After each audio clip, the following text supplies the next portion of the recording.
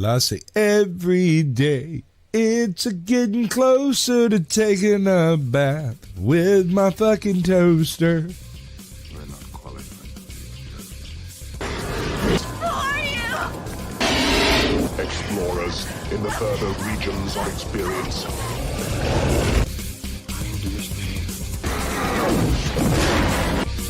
You do not listen to me. Then the hell with you.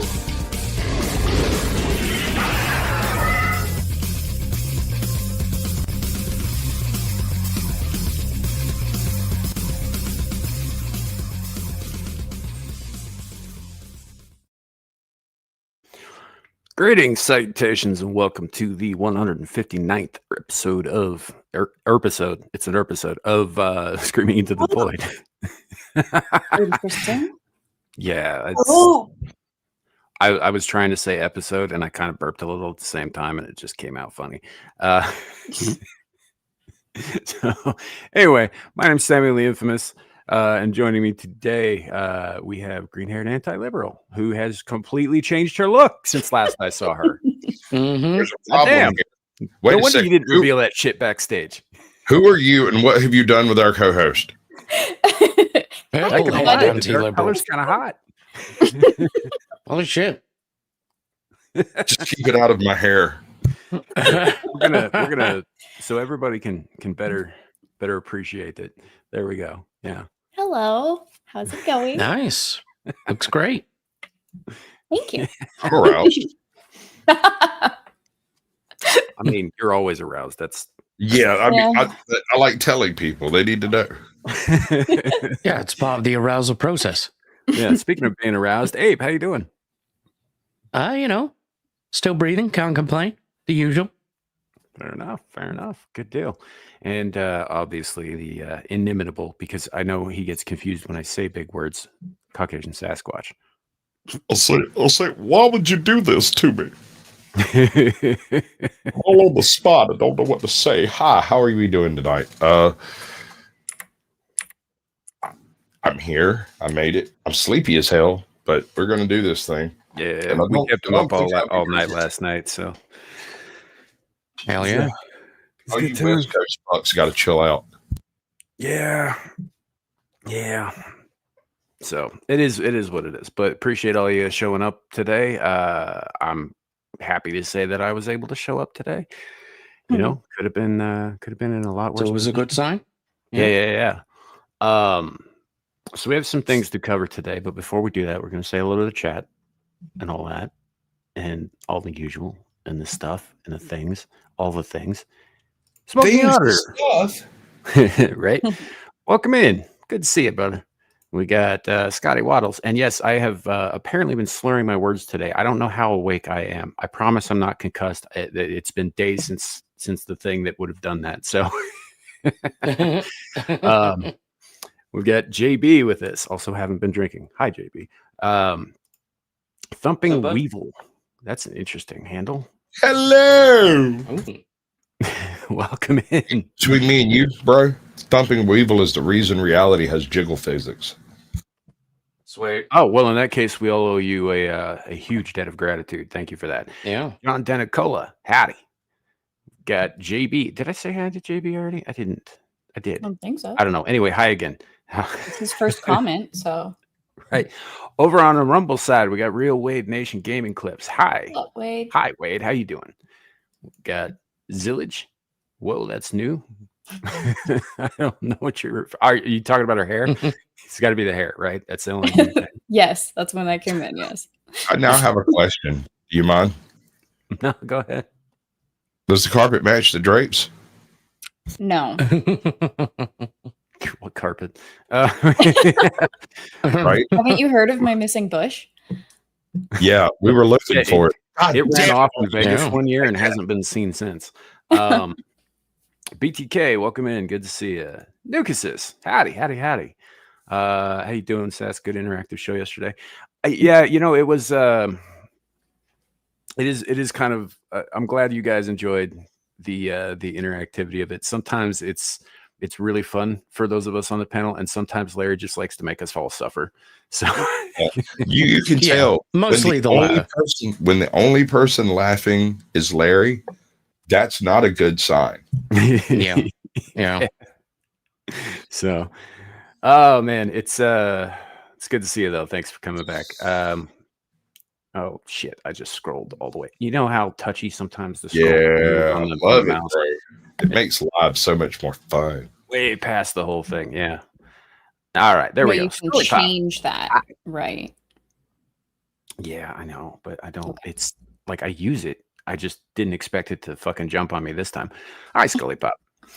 We've also got Old Blindy in the chat. Hi, Old Blindy. Good to see you. I'm Zaxxon. That's what that looks Oh, like. howdy, Zaxxon. Yeah. Welcome. Once again, over on the Abe's going to get you from the Rumble side. Howdy, Abe. You're in the panel too, so I am. Yes. right past that. Andy Pickle, good to see you, man. Good to see you. All right, so that's everybody so far in the chat. If you are in any of the places we are currently streaming, which is Rumble, You say 2 hi separate to YouTube channels. Abe, but you don't say hi to me in chat. I told you were hot earlier. I think I'm good. Huh? I concur. I will allow this. Fine. I Hold on. accept You're your going to terms. say that she's hot, but I'm not? Hey, look, What's dude, going I on? You said hi to me I don't twice. get it up for Rangers. I'm sorry. It's like I'm a Lord Zed man. All skinless and shit. Hell yeah. He reminds me You know, to of, this day, I swear he was a Cenobite. he reminds me of Jipe Totec, which is a bit of an obscure mythological reference, but Yeah.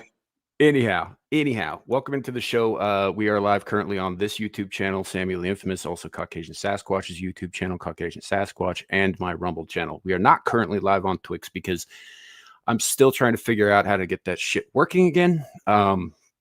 It worked yesterday. It's not working today. I don't know what the fuck the deal is. So I'll figure it out sometime between now and next week. But if you're in any of those places, drop a comment, let us know you're here, bring something up on the screen, all that stuff. Meanwhile, enjoy the conversation.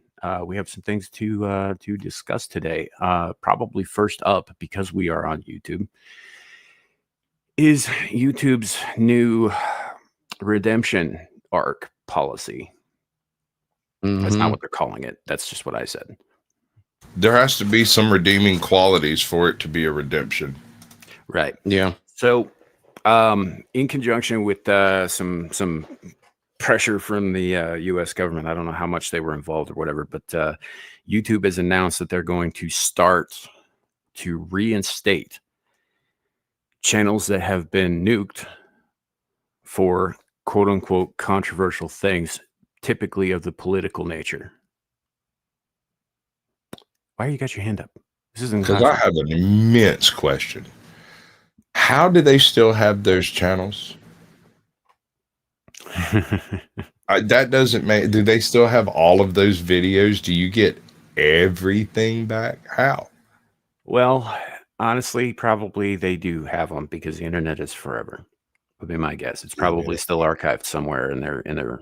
Oh, but I bet you they poured through every single second of everything you ever did to try to find any reason to take you down, because I've been doing some looking around in the back scenes over here on this Panelverse side. And, there's a bunch of folks that got smoked out of there and went on to make new channels now. And their new channels are bigger than their old channels, so they won't care. But I've been keeping a tally. And 2/3 of the people who had their channel unbanned were rebanned within 36 hours.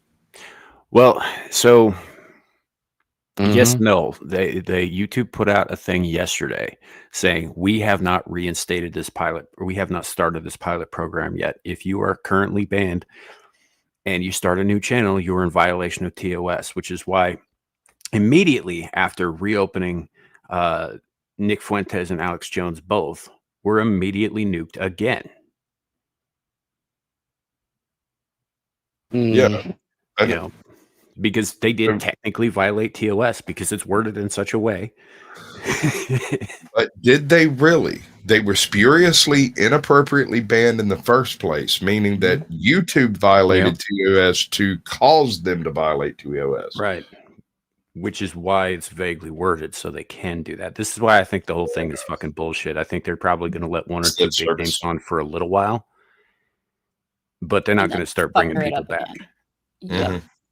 No, it's they'll go harder next time. Yeah, they're just doing it to appease certain people in fucking Washington. They just dance for whatever administration puppeteers. Like it's yeah. But no, so if you're out there, if you've had a channel banned or whatever, and you somehow managed to see this on YouTube or whatever, don't get your fucking hopes up, man.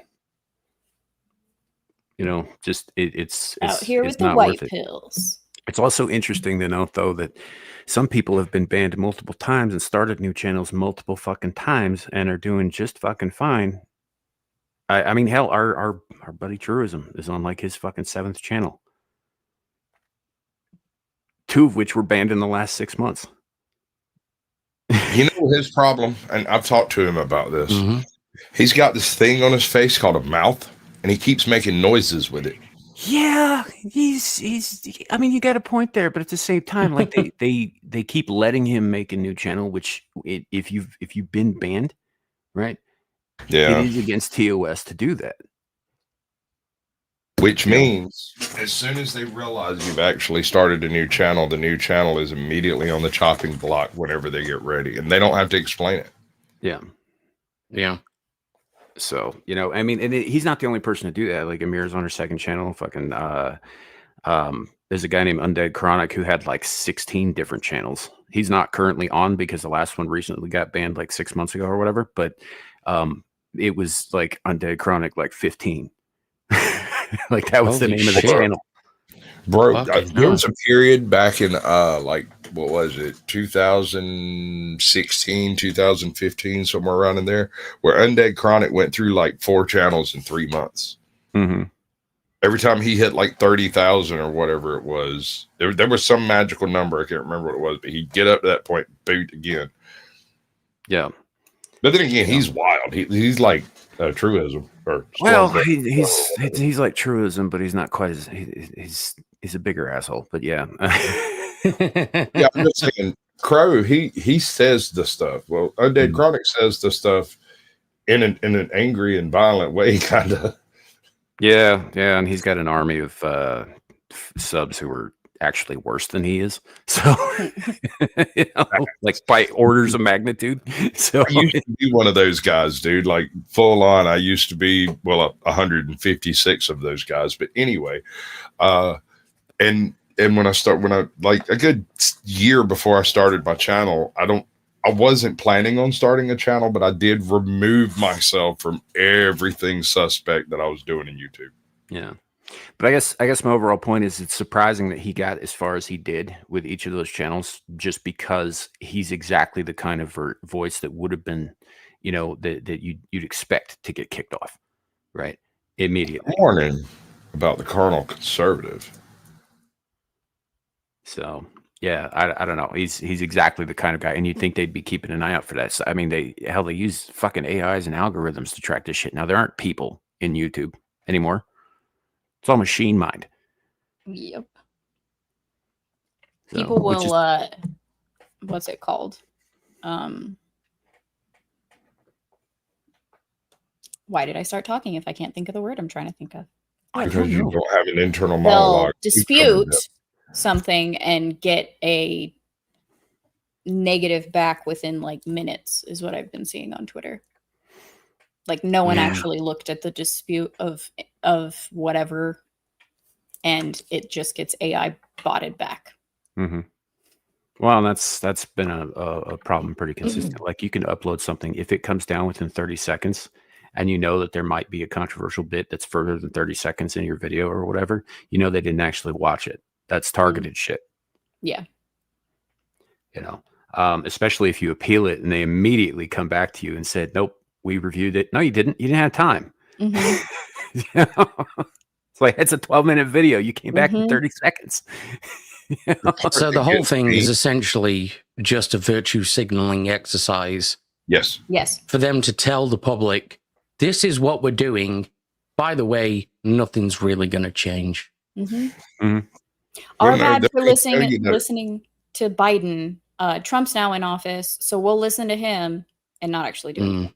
I don't believe that. I think this is literal lip service directly to Congress, right? Yeah. And they're going to do the thing as far as their algorithm will let them, because no one actually works at YouTube anymore. You realize that, right? Oh yeah. Yeah. So if no one works at YouTube, there's no one doing anything. There's a handful of coders trapped in a basement somewhere in Silicon Valley that need to be released sometime soon. Yeah. Well, and it's of amusement to me that there is nobody there, because now it's all algorithms, AIs, that kind of thing, all programmed to just seek and destroy specific things. And even with the lack of, like, nose ring Berkeley acolytes running shit, right? You gotta keep in mind the fucking algorithms were programmed by nose ring Berkeley acolytes. Yes. Yep. Yes.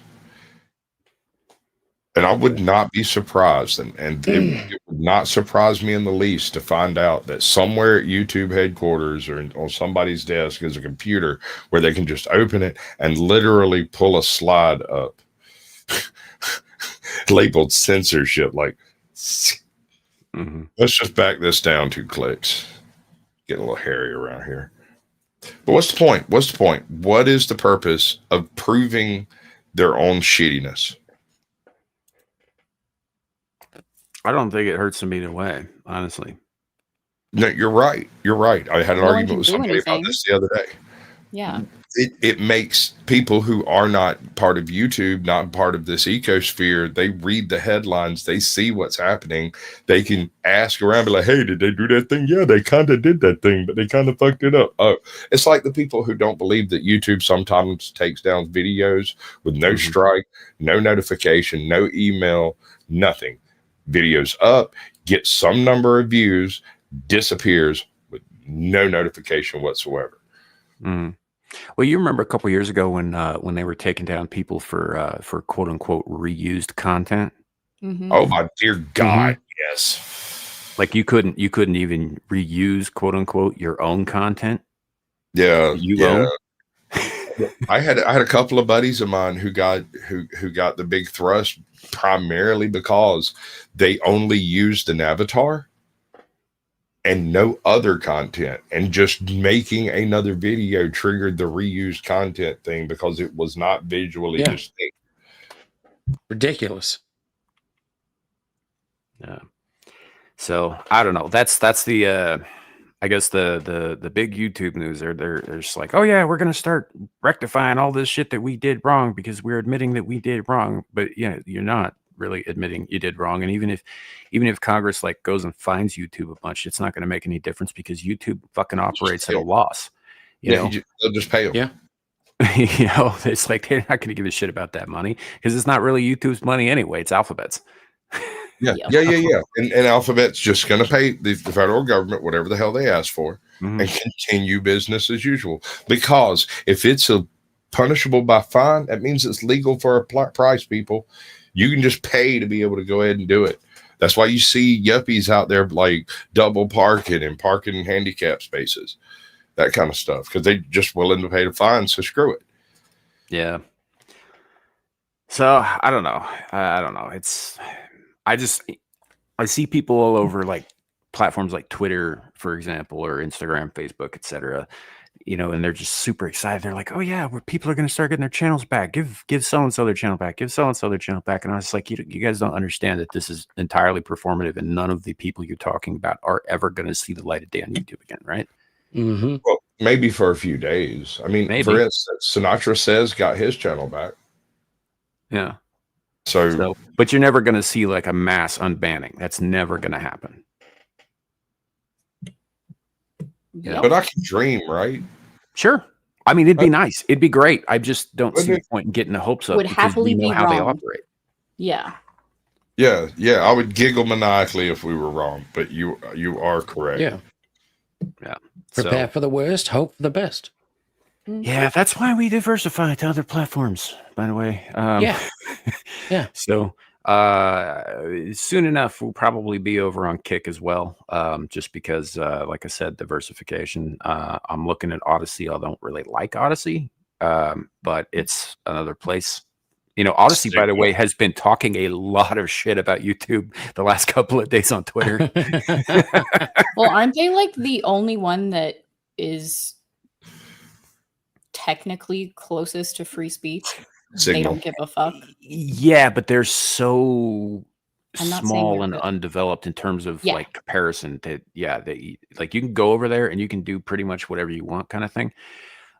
Like Rumble's Almost no pretty one's good, gonna see but like Tombi is almost single-handedly creating all of the features that the platform should already have.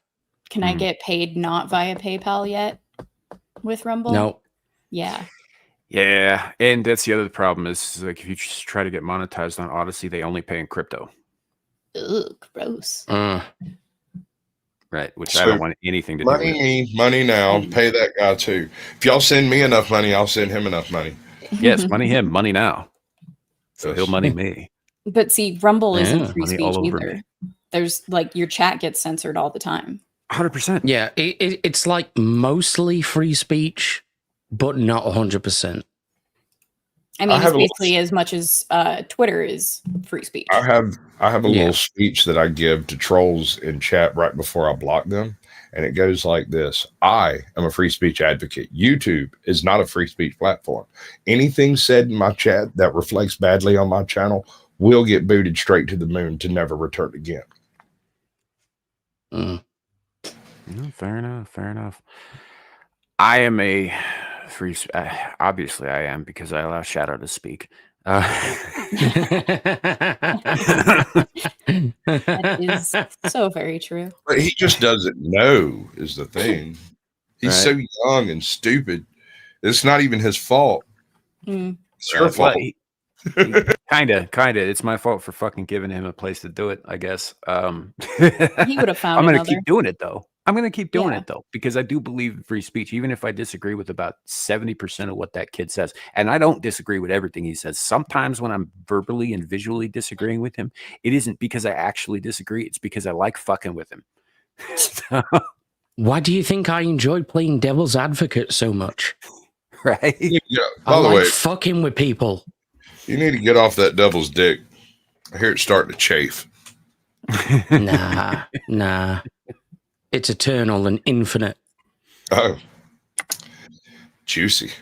What's wrong with Yeah. crypto? I don't believe it's the secure thing that people say it is. I don't believe that it's as unregulated as people say it Did is. you Like finish federally, reading what you said?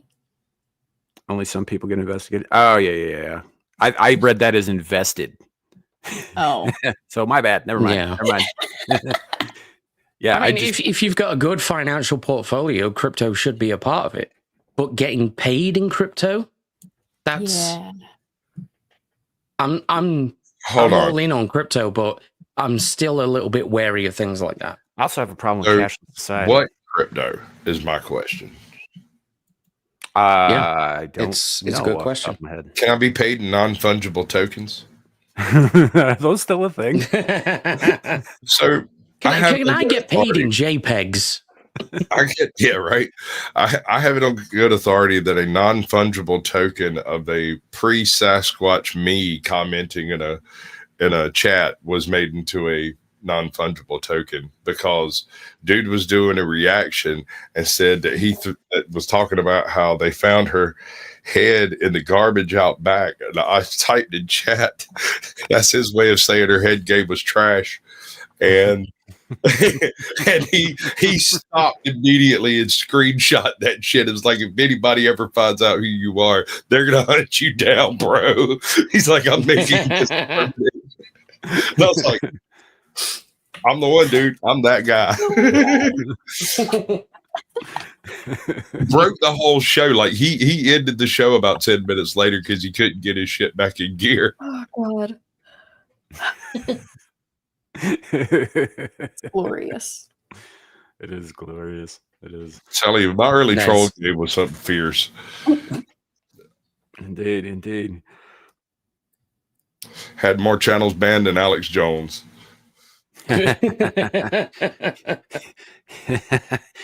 He honestly hasn't had that many channels on I know he his has it, platform but it's banned. a great line. It's a great line. He's just meaning like the bandwidth of the channel, Right, Yeah. right. the reach. My biggest troll account had 279 comment subscribers. Right. Well, you know what's really funny to me too, though. Take Alex Jones, right? Alex Jones gets banned off of all the platforms. So he builds his own website. Well, I think he might have already had the website in the works at the time, but he's running everything off his own website. But it got to a point where, and same thing with Nick Fuentes. For a while, you would get your shit taken down if you even said the kid's name. Yeah. Right. He was he who could not be named on fucking YouTube. And then with Jones, like he would go on different shows. He went on Pool, he went on Rogan several times and all that stuff. A lot of those episodes were removed by YouTube because he was on them. Oh, the biggest one I remember. Alex Jones did I think it was Joe Rogan. It gets immediately taken to like the live stream goes through, but it won't trip over to public, right? You could go and see the screen, and it was just a screen of the Joe Rogan Experience, the little freeze frame of the thumbnail or whatever. And the show was not actually there. Like there was, and they're trying to figure it out in the studio because I was listening over on fucking Rogan's site or something. I can't remember. I was watching it anyway. And they're like, what's going on? What's happening? This is weird. Okay, well, screw it. We're just going to go on with the show and do the thing. So they went on with the show. The next day, they uploaded an edited version with all the trash taken out of the show. And it launched. Notifications went out. And when you clicked it, you couldn't actually watch it. And then about an hour later, you could watch it, except at least according to people who shall not be named, that wasn't the show they uploaded. That chunks of it had been edited out, apparently by a non-known third party that was not part of the Joe Rogan thing. What the hell? And I remember that conversation. And then I remember the people who don't believe that YouTube holds their thumb on the slide. You know, there are people out there who fully believe they are creators, and these are generally non-political, like homestead channels, right? And they're just like, oh, you're just talking trash. You're just not doing good content. You're not putting in the work or the effort. And I'm like, I've hosted 297 channels. You're not the first one I've come across. And trust me, some people get an easier time of it. Like some people have really, really, really smashing good shows and you can't find them. You don't get notifications. People don't show up. Like people who show up to my show, some of them got a few notifications. Most of these people just know it happens at 6 p.m. today. So they showed up to see if it was going to happen. Probably had to go to my freaking channel to go see. I think that's probably true of mine too. I mean, looking at my analytics, very few people show up to anything I do, whether it's shorts or the live streams or whatever, because of notifications. Yeah. They just know when I'm doing it. I've actually been really lucky to get any fucking views on the game streams because I just do those whenever, you know. So, with this kind of thing, like they're the notification system, first of all, is all fucked up. It's all kinds of screwed up. You could be subscribed to somebody. I just turn them off. Sometimes you get notifications for channels you're not subscribed to, but you happen to click on one of their videos for 30 seconds one fucking time. You know? Yep. I've got a kayaking channel that's like that. I haven't been subscribed to that thing in 3 years, and yet it's regularly there when I scroll by. Right. You know, and that's kind of irritating. I fucking despise algorithms, honestly. I think it's designed to suck any kind of humanity out of the experience. You know, but y'all know how I feel about fucking machine mind. Tell you what it really does, though, and this is, at least as far as I'm concerned, I cannot afford to tie anything that matters directly to YouTube.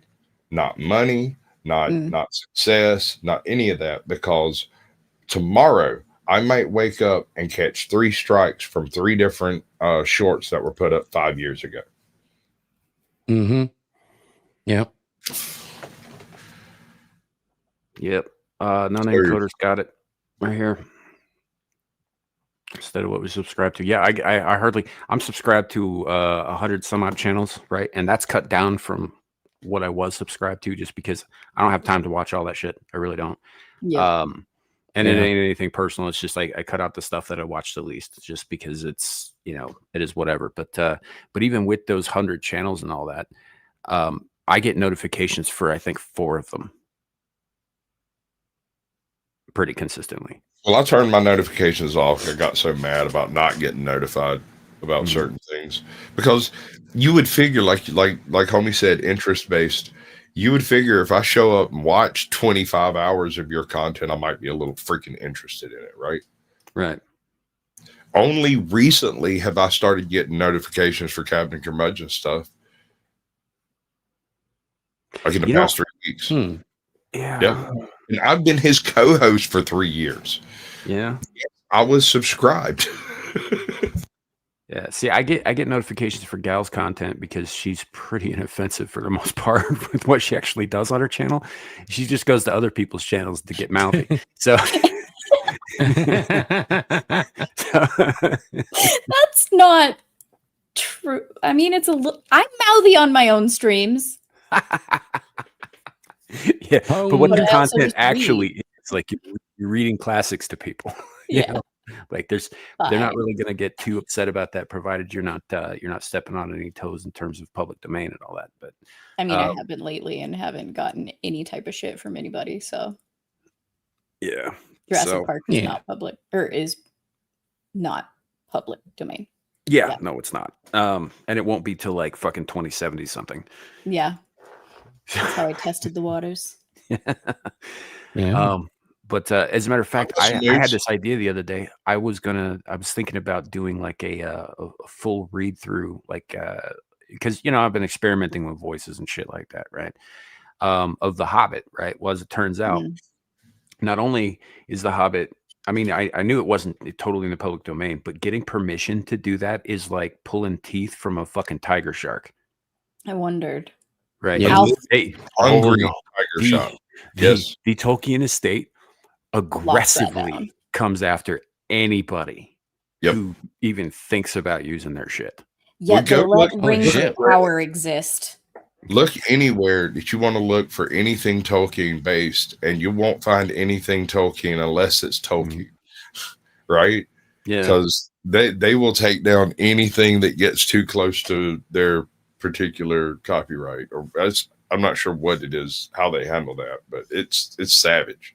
Yeah. So I mean, just as kind of a side note there, whereas Lovecraft never claimed copyright on any of this shit, even when he was alive. He actively encouraged people to take from him and to use it and to build other things and to build onto his world or onto their worlds or whatever and all that stuff. So like anything he ever published, not everything in the mythos it is in the public domain, because not every one of those authors felt the same way, but all of the stuff he generated, totally free for anybody to do pretty much anything they want with. Yep. You can remix it into a drill rap. H.P. Lovecraft is an absolute unit in that particular field, because the fact that he refused copyright and encouraged them. Have you read The Mound? Yeah, that's one of his best stories, man. The Mound was not written by H.P. Lovecraft. The Mound was originally a short story that he wrote, and ran into some chick on a train, and she just handed it to her. She was like, "Oh, you're H.P. Lovecraft. I love your work. It's absolutely horrible." He's like, "Well, I just finished this." She read it, went home, like gave it back to him. He never got around to publishing a little short work. She went home and wrote an entire thing based on it and mailed it to him. And he published that with his changes to it. And that is The Mound. And it is a phenomenal story that has because you're used to H.P. Lovecraft, right? You're used to the way H.P. Lovecraft functions. There's something distinctly different in this one. Oh yeah, it's definitely got a different feel. Really creeps. It creeps. Yeah. It's a masterful story. Yeah, it doesn't feel right. It feels different from everything else Lovecraft did. So right, but that's the thing about the dude, right? He probably wouldn't have had any issue if she had taken that, rewritten it like she did, and published it under her name. Right. Yeah. But he is I think he published it under his own name and then credited her before his death.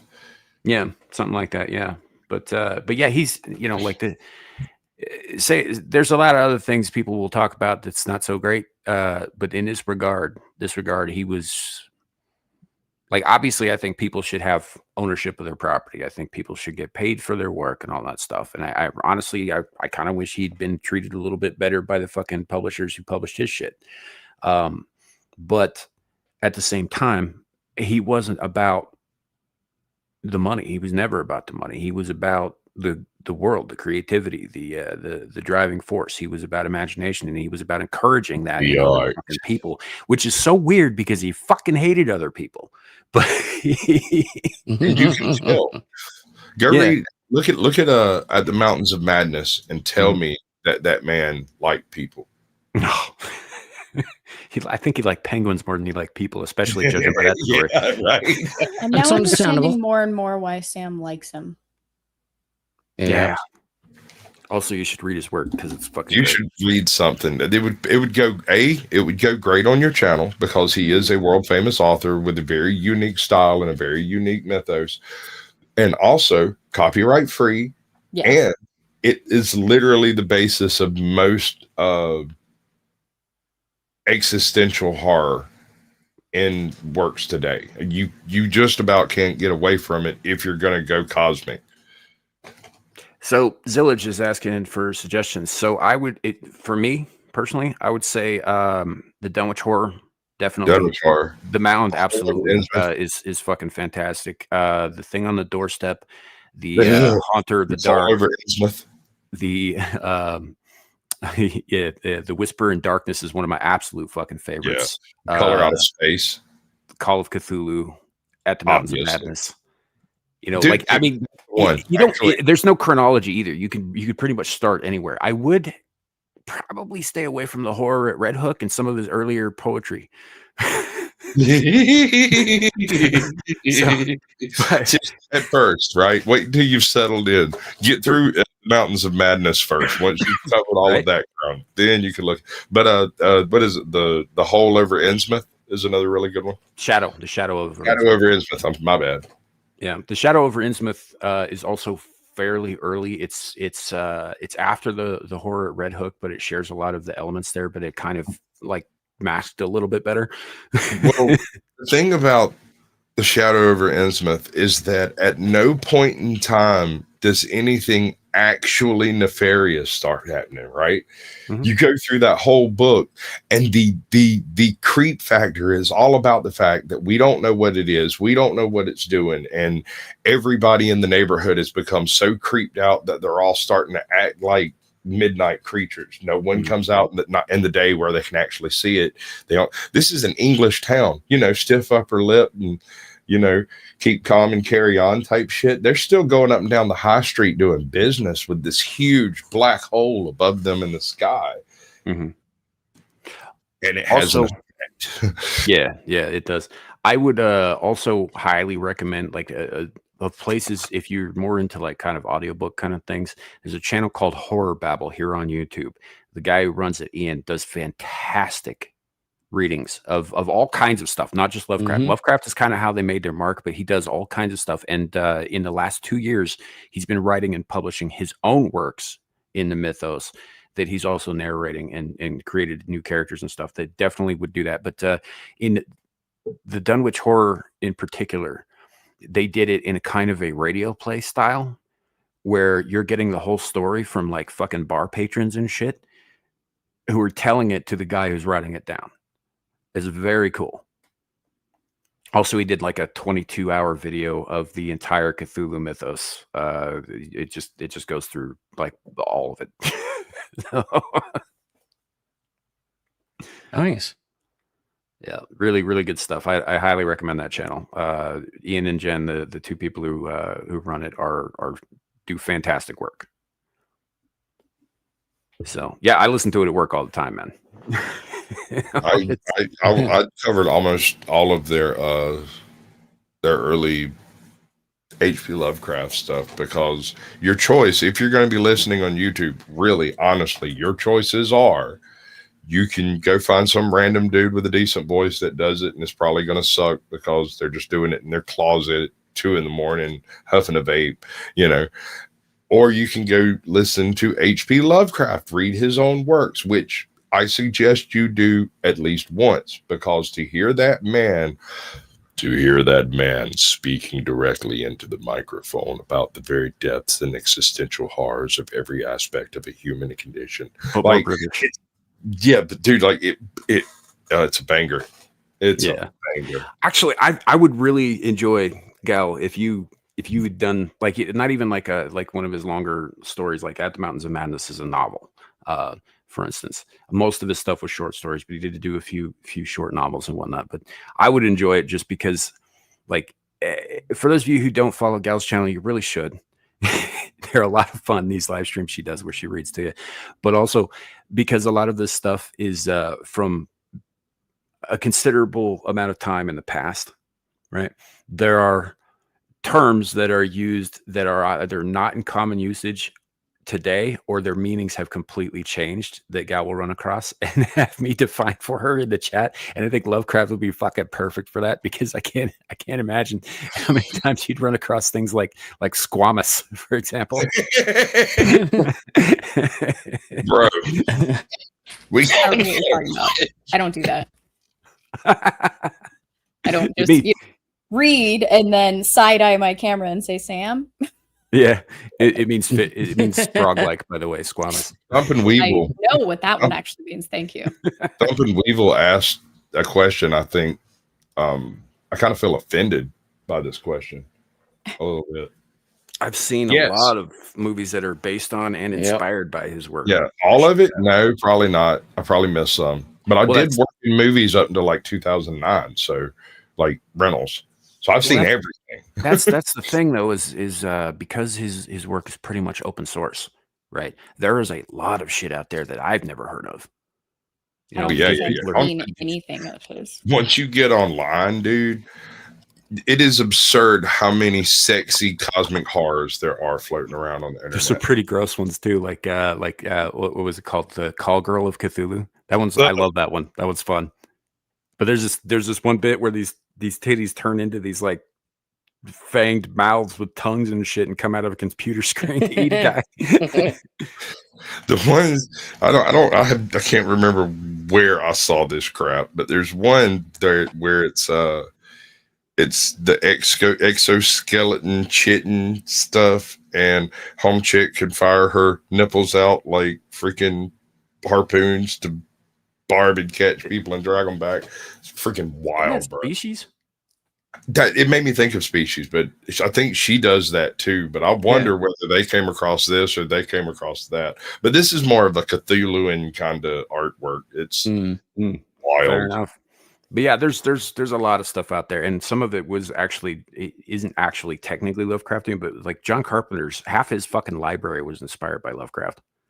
Half his. I've said it before, and I'll say it again. Mm-hmm. One of my favorite Lovecraftian films is still Glory. The one about. Yep. Did you mean Glorious? Glorious, yeah. Okay, because I was thinking the fucking Civil War film with the black people. And I'm like, what? Close enough. Yeah.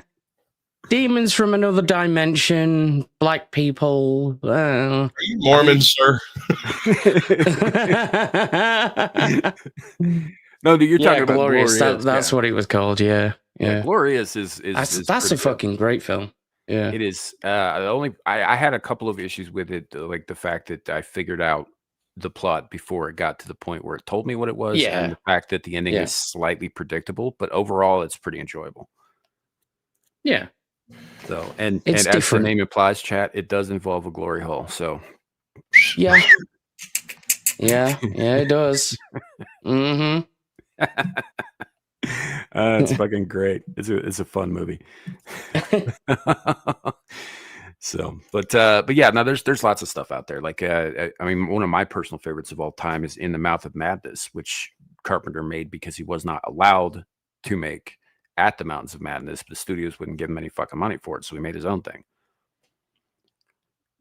You know, and it's great. Honestly, in fact, some of the intro video was clipped from that movie. There's a lot. Like, there's a lot. It's been public domain since the dawn of time. And so when people are like, hey, I want to make a scary monster, here you go. Every form of flipper and tentacle you could imagine. ATL Transparency News. I still cannot figure out how you bottom feeders get good-looking girls in your panel. I'll tell you how. We talk to them. Yeah, we actually utilize our skills and our charm, and we send them a link. That and well, it's more of a case of, hey, do you want to be on the panel?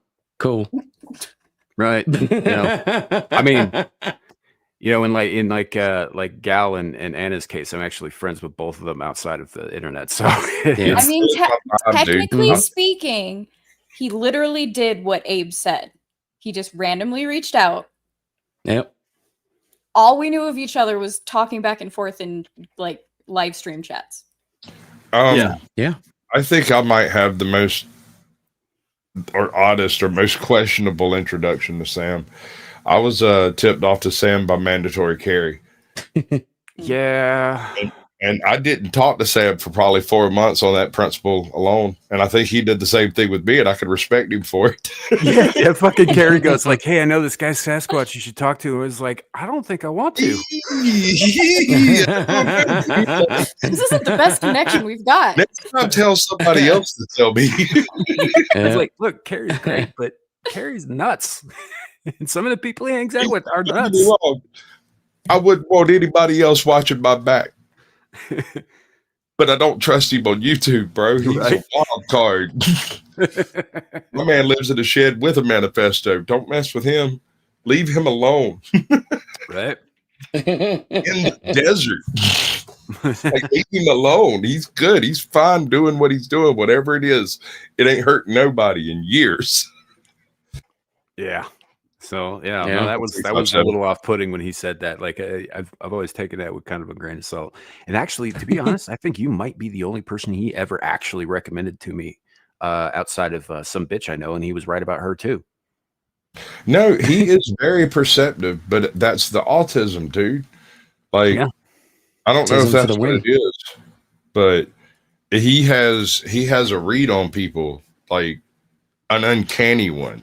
And it's straight. Sometimes, and this is going to sound a little nuts that I've sat here and badmouthed him for like the last 15 minutes. He wouldn't have it no other way. I'll bring him in. I'll send him a link and let him come in backstage just to see how people will react to him. But more importantly, how does he react to the individuals, right? Mm-hmm. And I don't know how he does. It's a subconscious thing he does. He reads people from the tone of their voice, the avatar, how it blinks. I don't understand it, but I trust it. I'm not gonna lie, man. Like, there's been a few people that he's given me a warning about that. It turns out, like, long run, he was absolutely right. Yeah. You know, so I thought he was a Fed for a while. That could still be true. Yeah, you never know. Sure. I mean, yeah. I thought Dusty was a Fed for a while. I'm still not convinced that he's not a Fed. So, I can see that. I can't tell if the institutionalization was his prison time or serving on the force. Is what it comes down to, right? Can go either way. Good. Yeah. So, yeah, but I guess, long story short, why the fuck are we going on about Lovecraft and then into like crazy people in the desert with manifestos? How the hell did we get here? It kind of has a certain flow through from one to the other, to be honest. It does. Yeah. Why do you think we have any flow that makes sense on the show anyway? I don't know. Sometimes hope springs eternal, as my mother would say. Oh, screw that shit, dude. I was really surprised last night that I pulled a full sweep on disagreement with my question. I've been puzzling that out in my head. You figure at least one person would have picked that Disney should get rid of Marvel. Everyone was like, Disney should keep Marvel and get rid of Star Wars. And I was like, as a business consideration, Disney should get rid of Marvel. I said Disney should get rid of Marvel, but my reasoning was different than yours. Right. Well, and I said they should get rid of both of them with a proviso. I wish they could. They would. Yeah.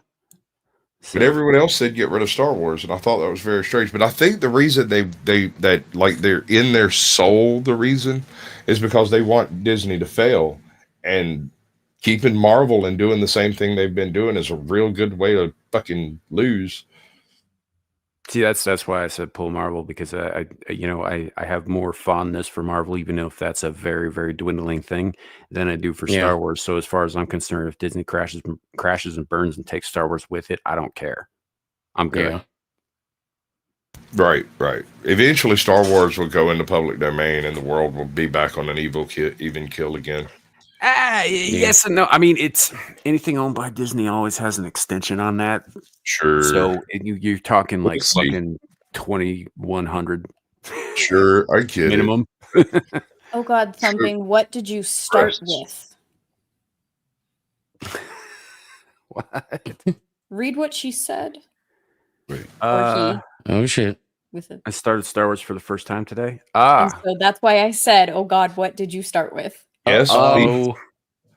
If it's a New Hope, we're good. I kind of want to drop the link and bring her ass up here so we can give her a good talking to. Well, it depends on what she started with before she really needs a good talking to. Yeah. Because if it's a New Hope, then she's in the clear. Well, yes and no. I mean, you can't see the original version of A New Hope. That's gone. Episode 1. You know, like they after the special editions came out, they purged all of the original copies. So I have the originals anymore. I have all. If I'm not mistaken, I have all 3 of the originals on VHS in there. Wait, Squatch, did you just say that she needs to start with episode 1? No, she started with episode 1 in chat. Oh, I missed it. Oh, I mean, okay, that's not the worst place. I mean, now it used to be. It's a pity my friend Stasis Geek, who I know is watching right now, isn't here. Otherwise, he'd make a great addition to the panel for any Star Wars discussion, because he knows his shit. I'm a fucking hardcore Star Wars nerd myself. I lived and breathed Luciano and who did the Thrawn series? Oh yeah. Fuck, I can't remember his name. He's fucking genius. He is one of the best. Salvatore, but it wasn't Salvatore. Salvatore wrote other shit. Let's see. Karen Travis did all of the Timothy Zahn. Timothy Zahn. Yes, Timothy Zahn. Anything that man writes. But when he's writing Star Wars, he's in a specific zone. He does it exceptionally well. Alan Dean Foster did some cool stuff for him too, but they kind of fucked him over, by not paying him. I can't remember what Karen Travis's new name is, her new last name, but anything she's involved with is typically solid Star Wars lore. Yeah. She's the one who came up with all of the details that are in the Mandalorian culture that we have from what was canon. Most of which was only published in Tales of the Jedi originally. Originally, yeah. Which is a comic book series and not a novel. Right. Mm-hmm. And she was, and this is another one of those things, an avid fan of the comics. And so when she wrote the Hard Point and what was it? It was all the Clone War novels from the Clone Wars into becoming the Empire. She wrote the Fist of Vader, Five-O Firstest. She wrote all of that. So in that there's a character named Scarada, and Scarada is a true Mandalorian, meaning that he is not only born from 2 Mandalorians, he was also adopted by a 3rd Mandalorian as his son. because because you're born to Mandalorians doesn't make you Mandalorian. You have to take on the creed, and you have to be part of the cult, and you have to do all the things. And it's like being a Spartan. Hardcore. Well, yeah, and look, there is a Mandalorian homeworld, but they were an empire. They were an expansive force. You know, most of their people weren't born on the homeworld, right? Like it's the same as being a Time Lord as well. Like being a part of a religion, not a part of a species. Yeah. Rad Dad Kalskarada. Think Mongolian horde in space. Yeah. Yeah. They're the travelers, they are the gypsies, but every single fucking one of them is armed to the teeth. It's part of their religion.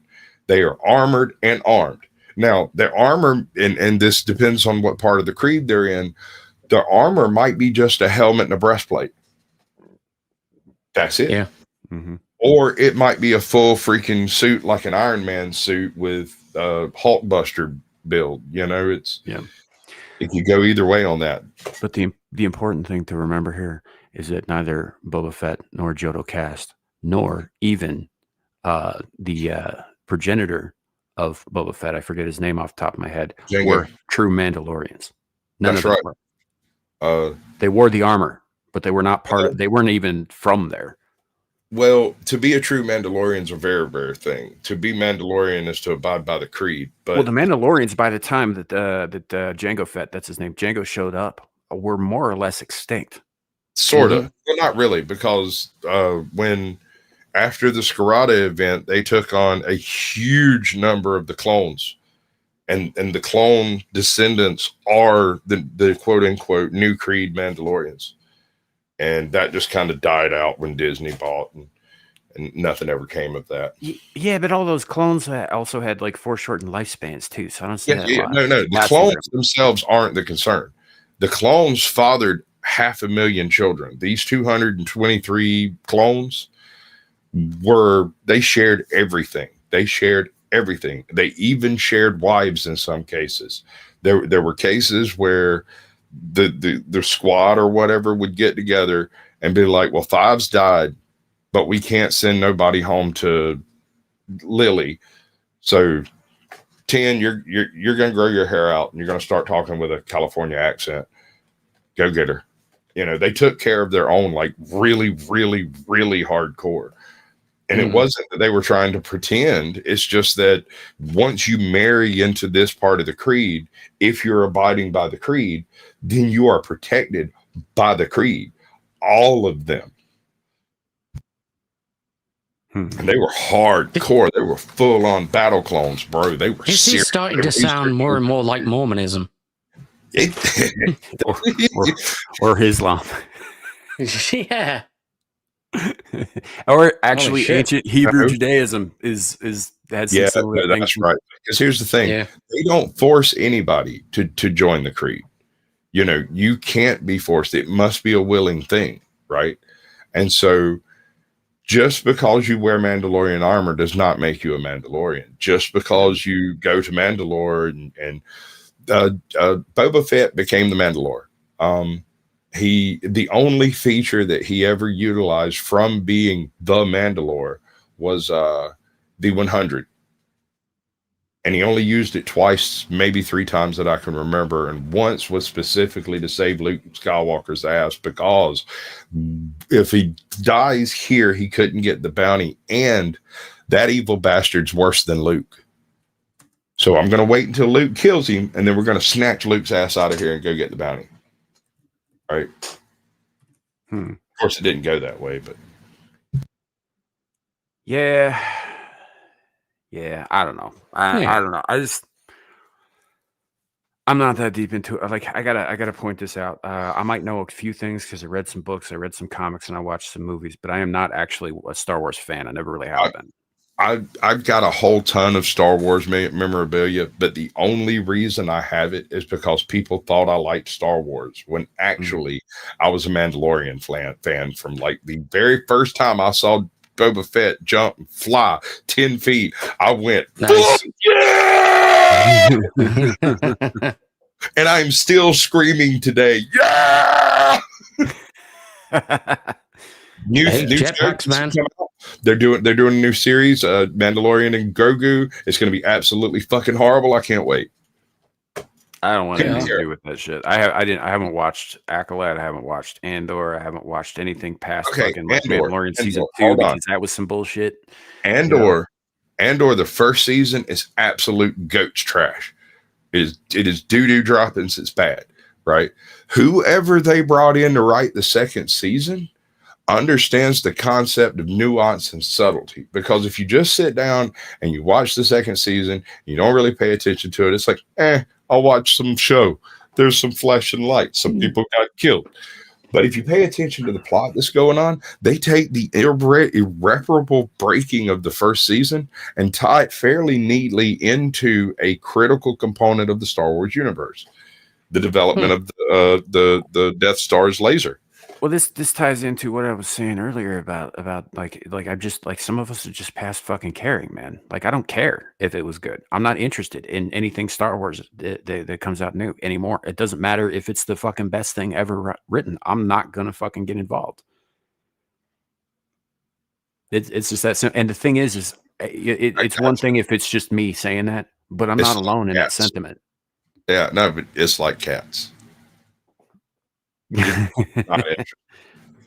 Well, here's the thing. I used to enjoy some of it, right? Like, again, not a fan. I was into other franchises a lot more, but I could sit down and I could enjoy watching Star Wars or like reading some of the comics. Some of the comics actually I think are probably the best part of the old lore. But I still have some of them, like all the stuff involving like Exar Kun and the Kel dramas, right? It's fucking peak storytelling, man. It's excellent. Exar what? Exar Kun. That would take a minute to explain.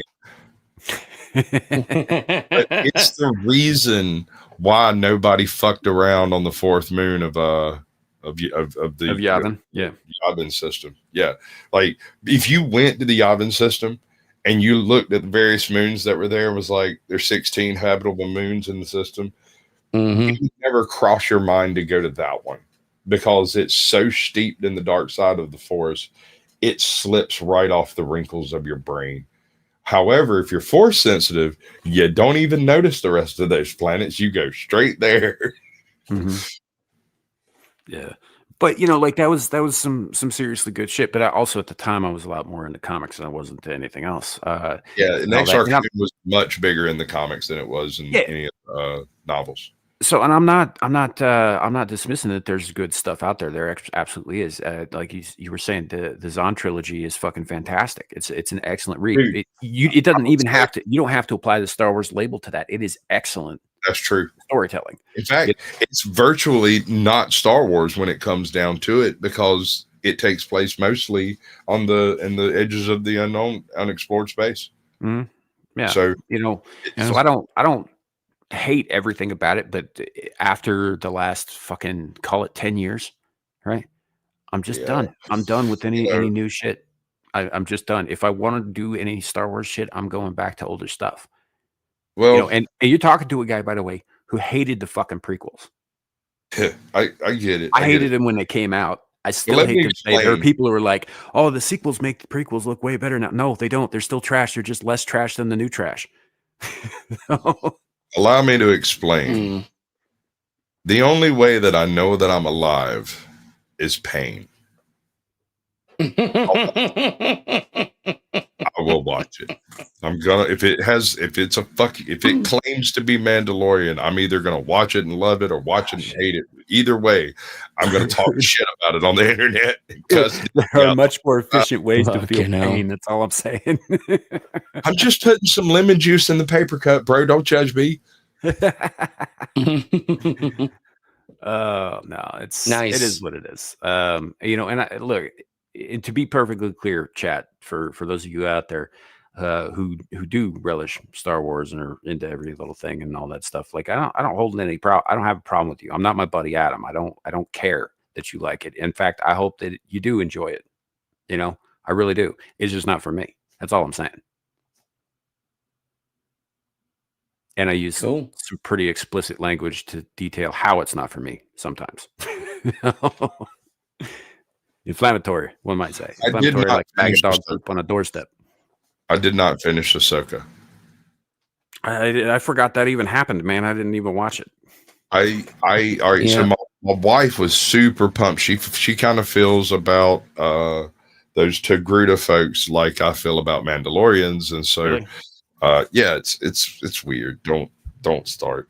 I watched all of Ahsoka. I watched all of the Acolyte, and it seems like I've done it backwards because more people have said that Andor was probably the best Star Wars show. No. And I only watched like the first episode of the first season, and I just got bored.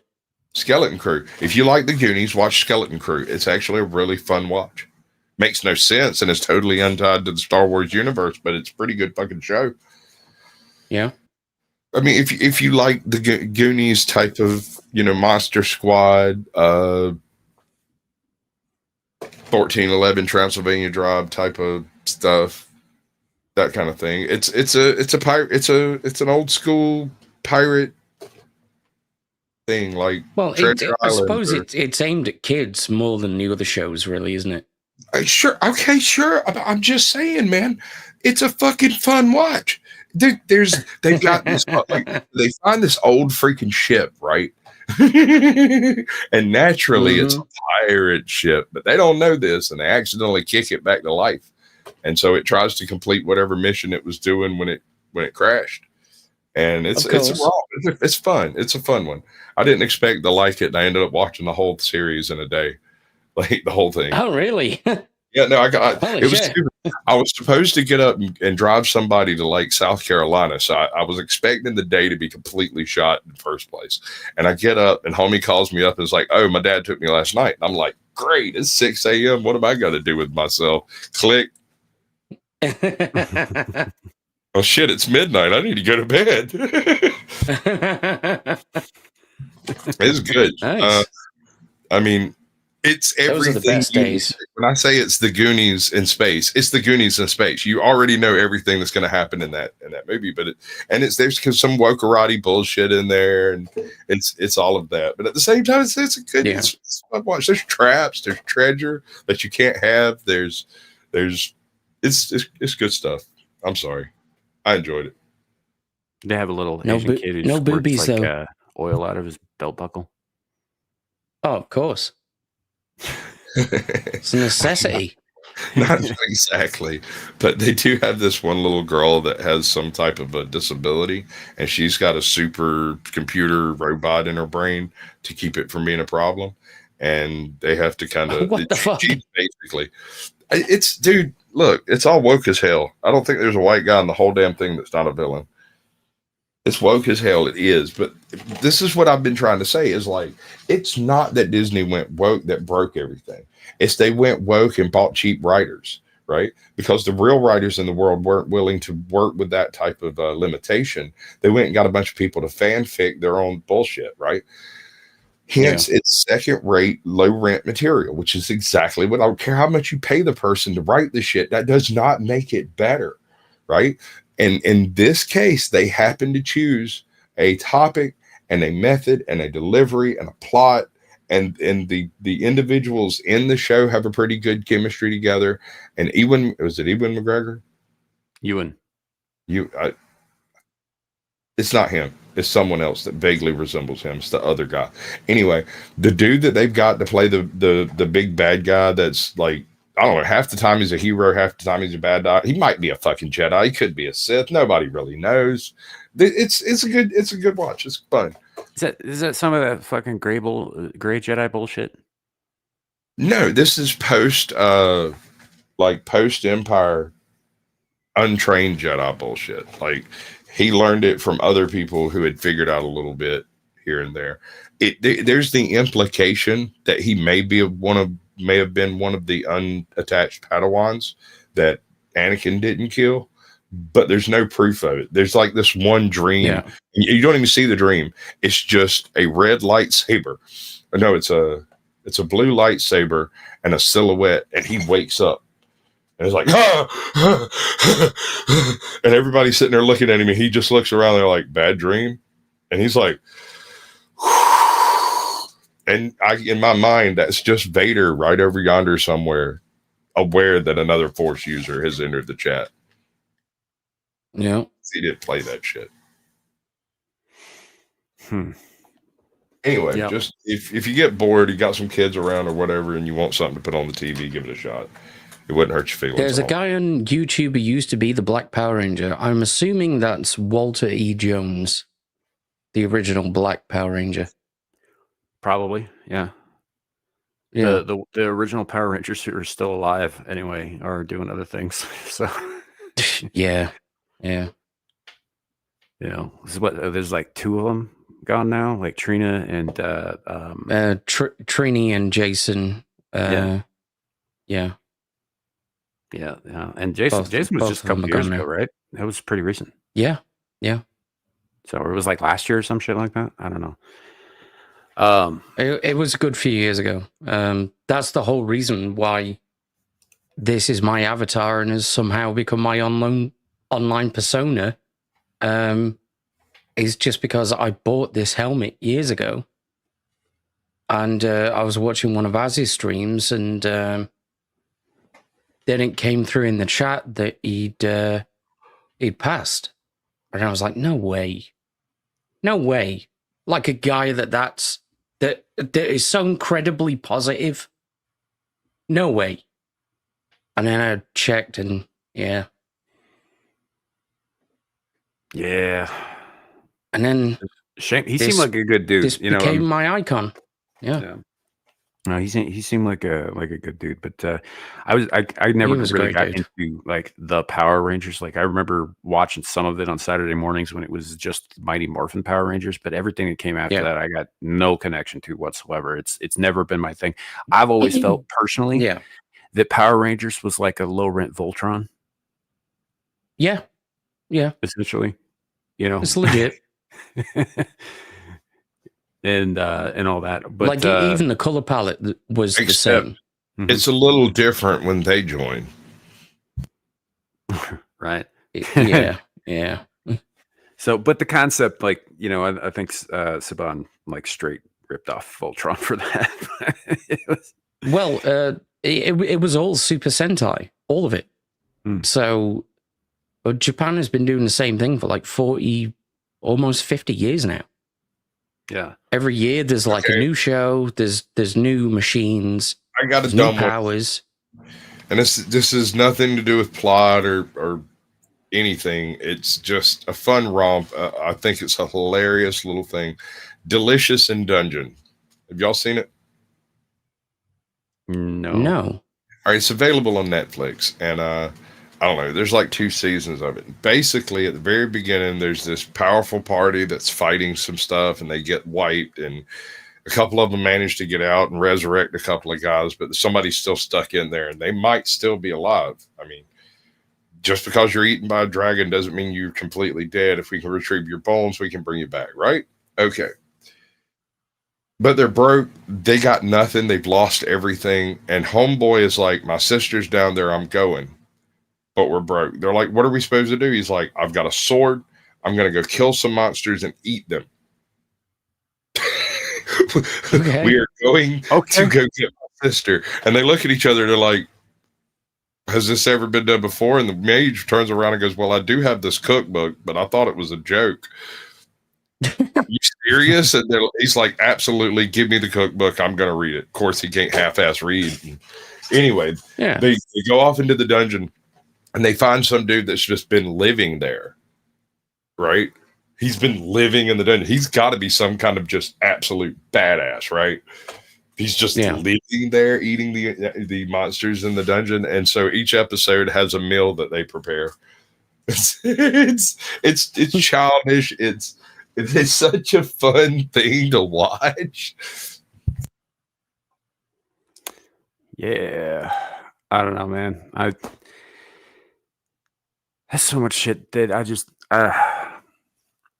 I'm sure your take on it is absolutely correct, man. I'm sure that it is. I've got this bias, you know, that I just can't get past. So, hey, look who's back. Hi. Sorry. JD's back. Oh, hello. Looking all 8 Mile and shit with the beanie. You heard out the bars. Where's mom's spaghetti? So you know how the FCC won't let me be me, so let me see, try to shut me down on MTV. Yeah, every single time someone fucking talks about the FCC lately, that's all that goes through my head. All the time. Yeah. Every damn time. I really wish I had blown her up on the screen for that. Yeah. White girl rapping. Damn it.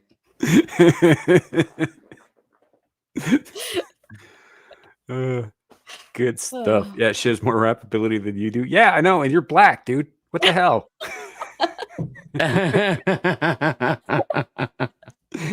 Are you sure? I mean, he says he is. I don't know. Yeah, I know a lot of people who say they is, and they ain't quite as. I mean, this ain't like a D-Day Cobra situation where he says he's black from the waist down. Oh, yeah, I've got that particular problem as well. Hey, just keep it in your sock, bro. It's okay. And by that I mean that my penis commits more crimes proportionally than other dicks do. It's only 13% of Oh my god! It's all of the sexual transgressions. These anacondas My out dick there robbing commits banks and shit. 50% of all violent crimes. And it's only 13% of my body. I did. The conversation about some things. Currently, it's his black dick. I'm not sure how we come to this position, but here we are. Oh man. Anyhow, so let's hope you're happy because you started this shit by being black, allegedly.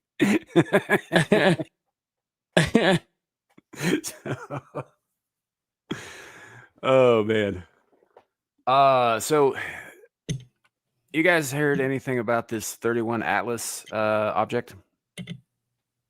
A little bit. It's all conflicting as hell. It's bigger than it's supposed to be. It's more dense than it's supposed to be. It's smaller than it's supposed to be. It's not quite on the right trajectory anymore. It's changed position. It hasn't changed position. It's doing something weird. There's a city on it. Which one do you want?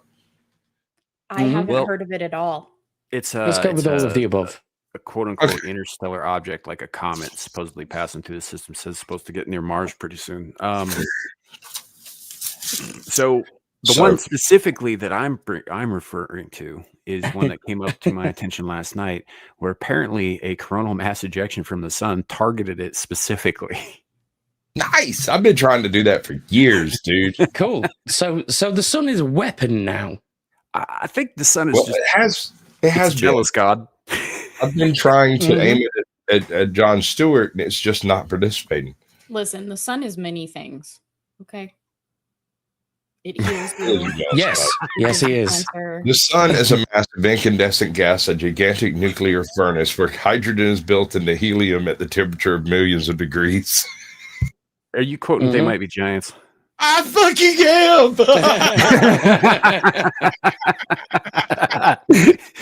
Is it weirder that you quoted them, or weirder that I knew that you did? Dude, at this point, I mean, what's weird? What's a little... that's kind of one of their more obscure songs. It's not exactly this simple. Hey, I can do all of them. Yeah.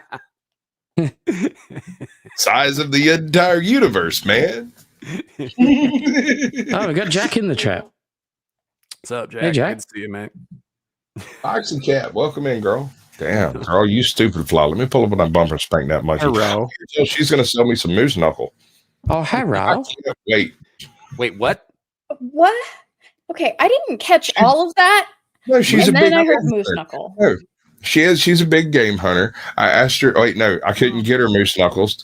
She says she's already out of moose knuckles, and I'm going to have her beaver, and that's perfectly acceptable too. So many things. And they're all legit. See, where I live, moose knuckle means something I think probably a little different. Yeah, you got camel toe for women, but moose knuckle for men. You know, when you get the pants so tight that it puts one testicle on either side. Yeah. Mm-hmm. That's probably why she wouldn't give me Moose Knuckle, and I'm gonna have to pay for the Doesn't beaver. have one. Yeah, that makes sense. She said she didn't have one. Oh God. Anyhow. Hi. apparently the sun, which has been doing a lot of fucking weird shit. Like there's been some stuff out there that I haven't looked fully into, but I've heard rumors of like holes on the fucking surface of it. You know, like absence of matter kind of thing. Yeah, it's decided to take action against interstellar invading objects. Apparently, I've read about that. I can't remember the name of the author. It might have been Harry Harrison or E. Doc Smith, one of them.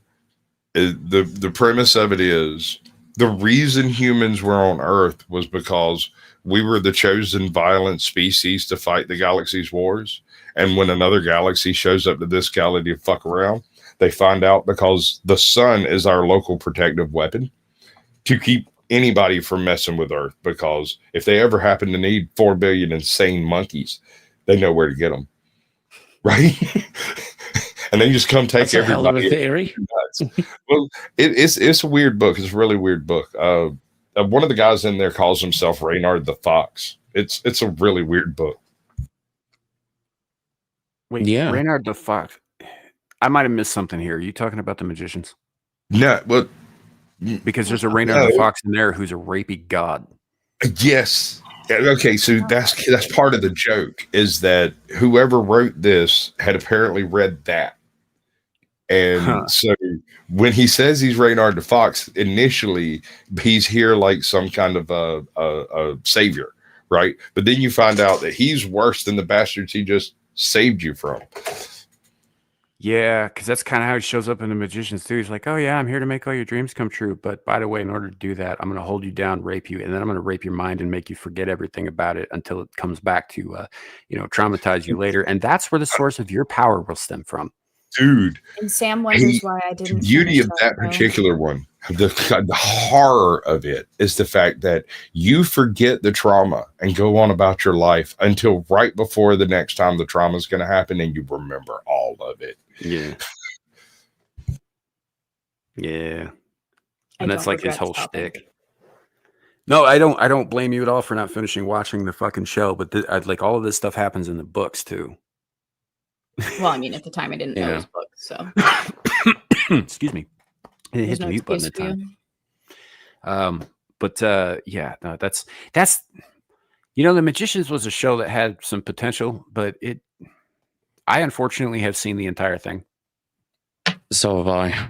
I kind of wish there's some things that I wish I hadn't seen. Some other, surprisingly, the really abrasive, aggressive boss bitch character is one of the most likable characters in the fucking show by the end of it. Weirdly, still an abrasive boss bitch, but just she's entertaining to fucking watch. Everybody else in it, not so much. The characters that you think are going to be awesome turn out to be, get cucked like Penny. It's just what a fucking mess of a show. And then they get into some really fucking violent, awful shit and just sort of play it off. Well, they talk about the trauma a little bit, but they kind of play it off. Like werewolfism is a fucking STD in this world. Yeah, I believe like that's how you get it. You get it by fucking a werewolf. Lycanthropy. Come on, we've all been there. No, I mean, I don't get extra hairy once a month because I banged a bitch. I'm sorry. I'm just saying, when you hit it doggy style. Mm-hmm. Yeah.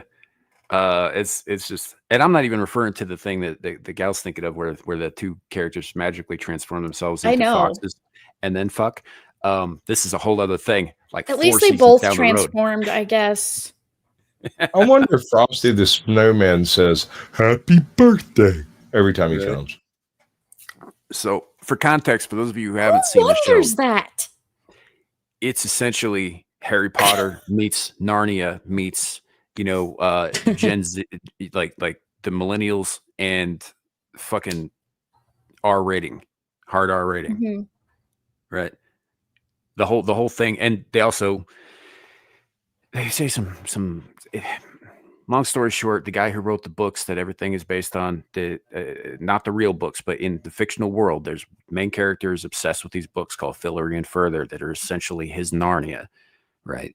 And then he finds out later that the guy who's hunting him, whose head is made of moths, who has 6 fingers in each hand and is like pulling people's fucking eyes out of their sockets and making smiley faces with the blood, is the boy who was molested by the original author of these books, who found his way into that world, gained real power, and came back to take his revenge on all things that live. It is fucked up. That's true. That's actually quite a concise description of it. That's perfect. And that's season 1. Yeah. There are 5 of them. Yep.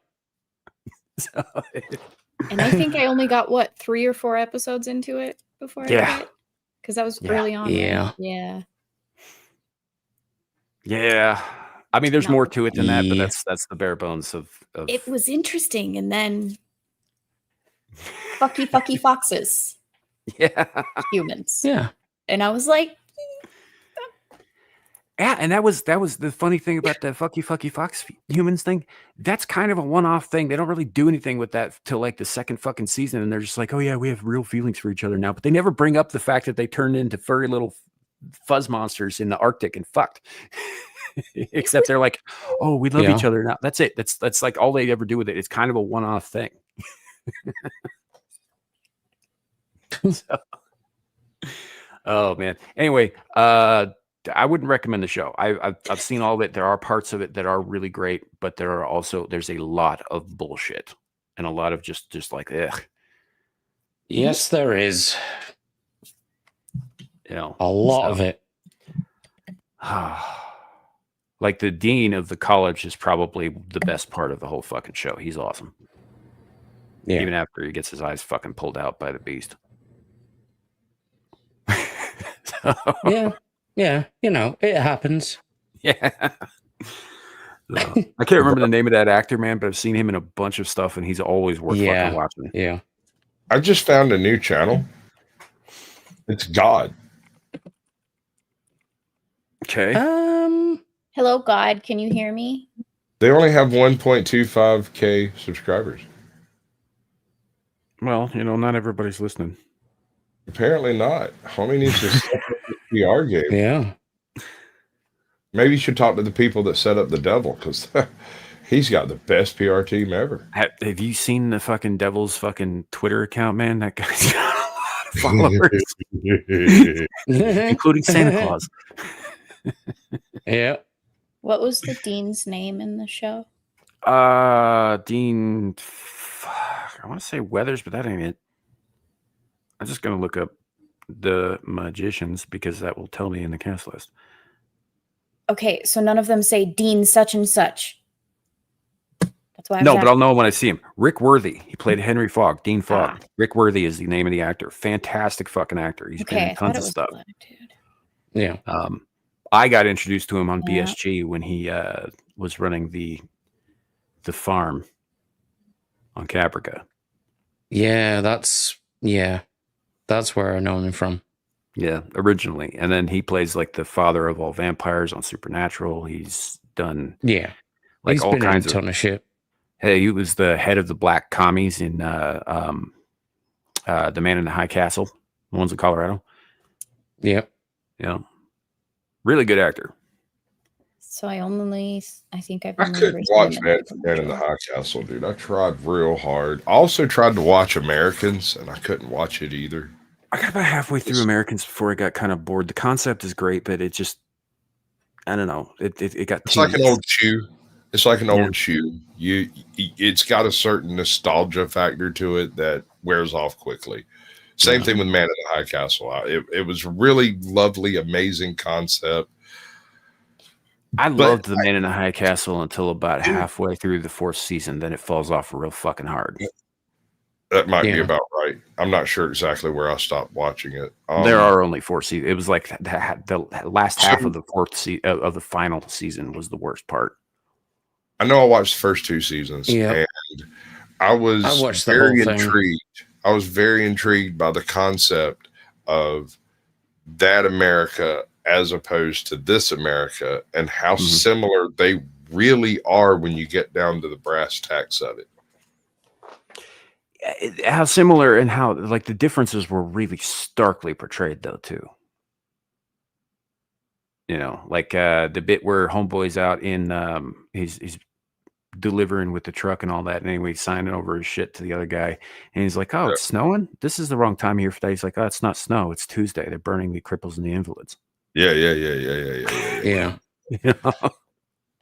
Yeah. I figured out what I know him from. Yeah. He's Katano in Stargate SG-1, season 5, episode 18. He is. Yep. Because it was bothering me. I'm like, I know him from something more specific. Yeah. And I thought it was Supernatural, but then when I kept scrolling, it was Stargate SG. Oh, Gal, you're doing a Stargate stream as well, aren't you? I already did it. Well, yes. I already did the Stargate SG-1 stream with Neo. And then it's basically like a ranking your top 5s stream. Yeah. And then we're eventually gonna get to whatchamacallit, Atlantis. Stargate Atlantis. Because myself and the full Aussie crew, we're going through the whole show. Mm-hmm. So if you want to join us at some point, that'd be great. I feel like it's really early my time, isn't it? During the week? It might be. It might be. Yeah. I don't know why you're surprised, Cluu. It's me. Right. Yeah, I feel it. So I don't know. We'll put a pin in that. We can figure something out. Yeah. Talking about Fatherland, I haven't seen that, but I do love me some Rutger Hauer, so I might check that out. But it's been a long time since I've seen that. The inspiration for The Man in the High Castle, it's actually based on a Philip K. Dick book of the same title. Yeah. Which is pretty good, but it's a little slow by comparison to some of his other stuff, like Electric Sheep. Yeah, because it's such a light read, it doesn't really dig into it. It just kind of like, here's a world where the Axis powers won, and then there's evidence of our world there in places. And in the book, I couldn't ever decide whether it was the case that these are two separate timelines that are being juxtaposed against each other, or if the American timeline is the past and something occurred to create the future timeline of the Axis victory. The implication I got from it was that both timelines were occurring alongside each other. Concurrent, parallel, which gets a little weird because our timeline is actually further down their timeline where they cross over, right? Yeah, like it's, I don't know, it's kind of hard to explain. I think the TV show did a pretty good job of showing that without explaining too much, and then obviously there are a couple of characters who figure out ways to cross over. Something like Fatherland would have made a better episode of the Twilight Zone than it would have done like a whole project in and of itself. Like, you could just imagine Rod Serling walking on the set and saying, well, that was, if you will, for your approval.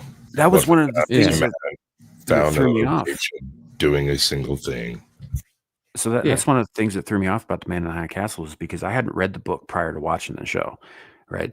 I started watching the show and I'm like, why do they keep listing this as fucking science fiction? This is alternative history. It's not the same, right?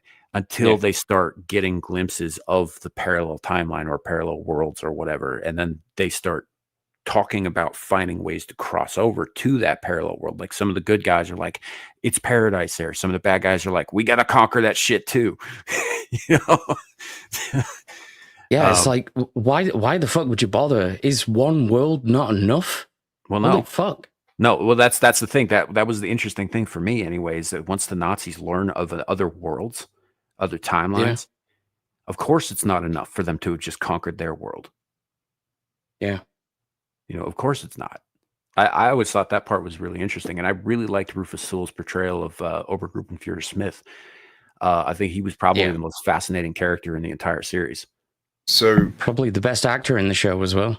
Yeah, he's I up think there. what you're saying, what you're depicting here, it's inevitable for a timeline in which the Axis powers won to attempt to move into the other timelines. Is it because they can't tolerate, the ideological competition? They've already proved their ideology is functional. And that's literally the plot of season 5 of Sliders. So are the Goa'uld just space Nazis? No, the Goa'uld are space tyrants. It's a little different on account of they don't actually care if you agree with them or not. You don't have to. Valid, I guess. Parasites that have just gotten a little bit out of hand. Yeah, they don't care how your free market shit works. They don't give a fuck about the economy. They just want the worship and the tribute. They don't care how they come about it. Whereas with the fascism stuff, that's like pervasive throughout. You're pervasive throughout. I mean, I can be. Yeah. Certainly. It's like, she coming in here with that new hair, and I'm just like, you can't say shit like that to me, man. That's gonna be a problem for somebody. Yeah, well, you're very soon. I want you to do something for me. I want you to turn around in your chair a little bit and look back over your shoulder at the camera. No.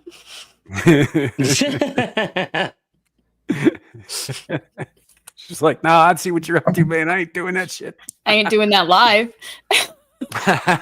Good girl. Well, there's time open after the show.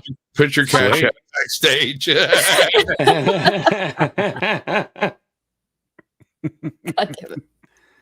Wait. What did I do? Noted on the dark red, guys. Look, take the compliment and run with it. That's what I say. At least saunter quickly. Yeah. Save a horse, ride a Sasquatch. I mean, that's not less hairy. Don't get involved. Don't help Sam. This is so don't you ruin this for me, motherfucker. You are a terrible wingman. Hey, let's go out together. Yes, I am. Let's roll. Oh, good Lord. Oh, man. No, I'm such a bad wingman that there have been times when I was supposed to be the wingman and I ended up taking her home. So, dude, it's rough sometimes.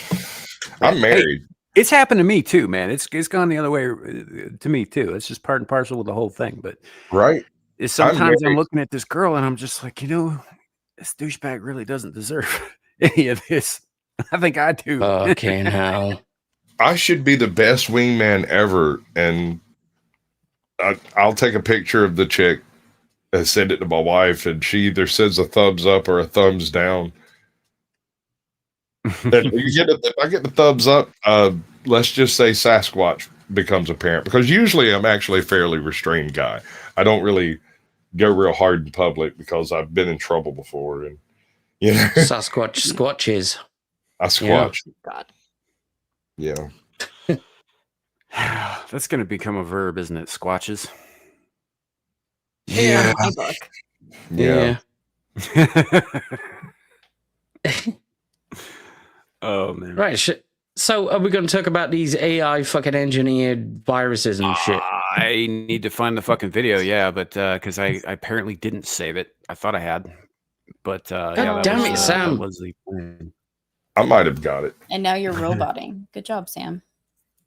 Am I? Oh, that's because I've got more than one tab open. Hold on. Heaven for fucking bid. You should see all the tabs I have open. Yeah, I've got about 200 open. You're not talking about your OnlyFans. Calm down. I'm running this on a fucking 250 gig laptop from Lenovo. I didn't ask for excuses. Wait, did I ask for excuses? I don't think you did. No. Yeah. So you know what? Before we do that, though, and this will give me time to actually fill in the silence. Get around you to finding trying the to damn find the thing. Yeah. Yeah. No, damn it. That's not the right fucking thing. Hold on. Click. Stupid clicky. Click, clicky clack, things. click, clack. Bads. Oh, Clickety clack. Clickety clack. I was singing a K-pop song. Don't mind me. Okay. I'm gonna put this in a private chat, Gal, if you wanna go ahead and play this, because I brought this up last night. And I really wanted Paul to bring this up on the fucking show, but he decided not to do that. So please, if you would, while I look for the other thing. Fine. He did seem a little drunk with power, not gonna lie. He always does. That's nothing new. Mm-hmm. Just the title of this is... I've seen it, and I think it's fantastic. Yeah, all right. I wasn't saying nothing. Yeah. Oh, shit. And away we go.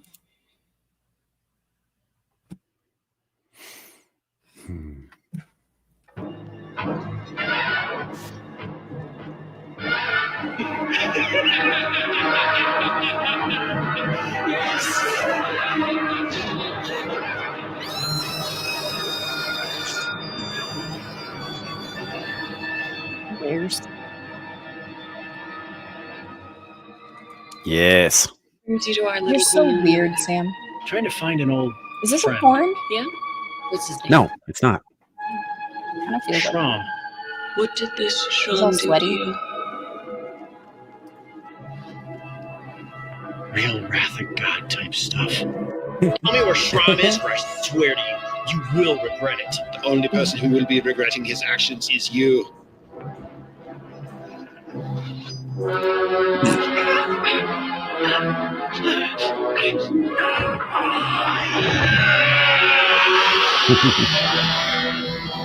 Oh my god. Does that 50s throwback vibe real well. Fucking hell. You have problems. No, I'm serious. You guys need to see this fucking movie, right? And furthermore, you need to see it with the closed captions on. I'm not talking about subtitles, but closed captions with a fucking black letterbox. Just trust me on this. It's hysterical. And the movie's only like fucking 9 years old, but they did that whole 50s vibe real well. So this is the video. I did find it, by the way, while we were doing that. Yay. Squatch, be prepared. Even I'm reluctant to watch that one. Fucking hell. This bitch. How many chiclets does she have in her mouth today? It's just the same. 100. Not enough. She can still talk. You gonna play? This is really exciting. We're one step closer to making AI-generated life as researchers make the first AI-generated virus. That might sound slightly scary, but I'll explain. You might recognize these guys from high school biology. They're bacteriophages, and they're one of my research areas.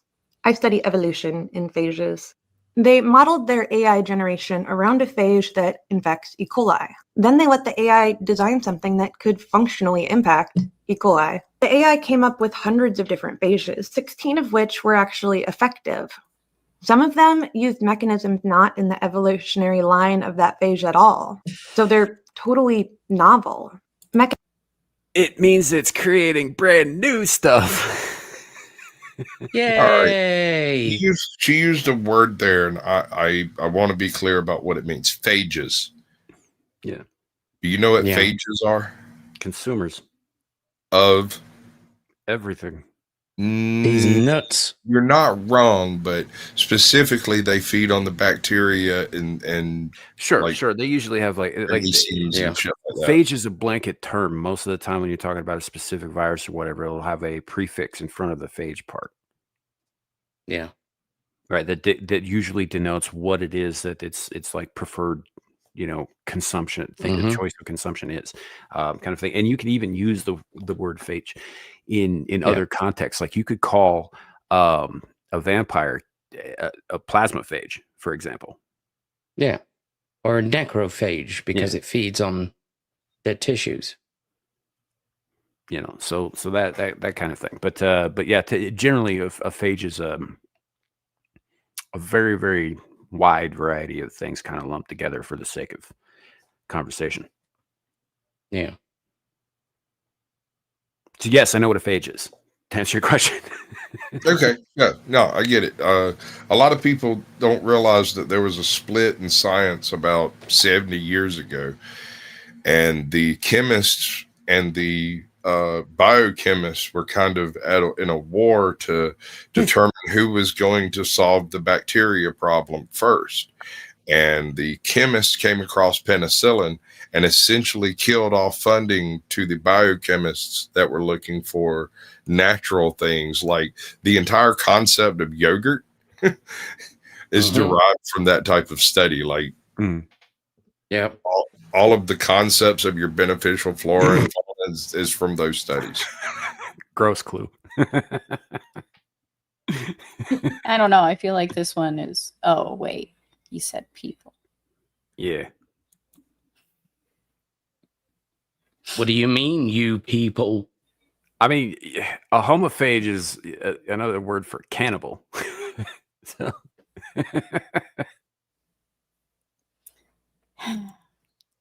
Mechanisms E. coli have to overcome. Yes, she is excited for the new viruses. She seems to be excited for the new viruses. Yes, she's can't wait for humans to be wiped out. I think she's not thinking that far ahead, man. She's excited for the new subjects of study. She's a dumb hoe. Yeah, on occasion. Yeah, I mean, I don't know about the whole part, but you know, she's one of those people who looked at the phrase "just because we could doesn't mean we should" and dismissed it out of hand. I don't even think she looked at it or listened to it. From the original phage are not effective on these AI-made ones. Now, this might sound like it could go down a dark direction, and yeah, that's possible too, but do understand bacteriophages are much simpler than ones that impact eukaryotes like us. They don't necessarily have to stay that way, though. That's the problem. Until they're not. Like that.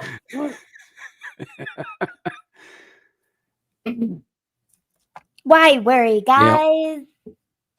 Everything's fine until it isn't. It's bad enough when these fucking AIs are writing viruses to infect computers and electronic systems. But this shit is biological. Yeah, it's almost as if they've never encountered the concept of the law of unintended consequences. I'm sure they heard of it, but in passing and didn't pay any mind. Yeah, they've got no conception of chaos theory. Or chaos itself. Yeah. Or the fact that all of the science fiction films with AI and books were not meant to be used as fucking blueprints.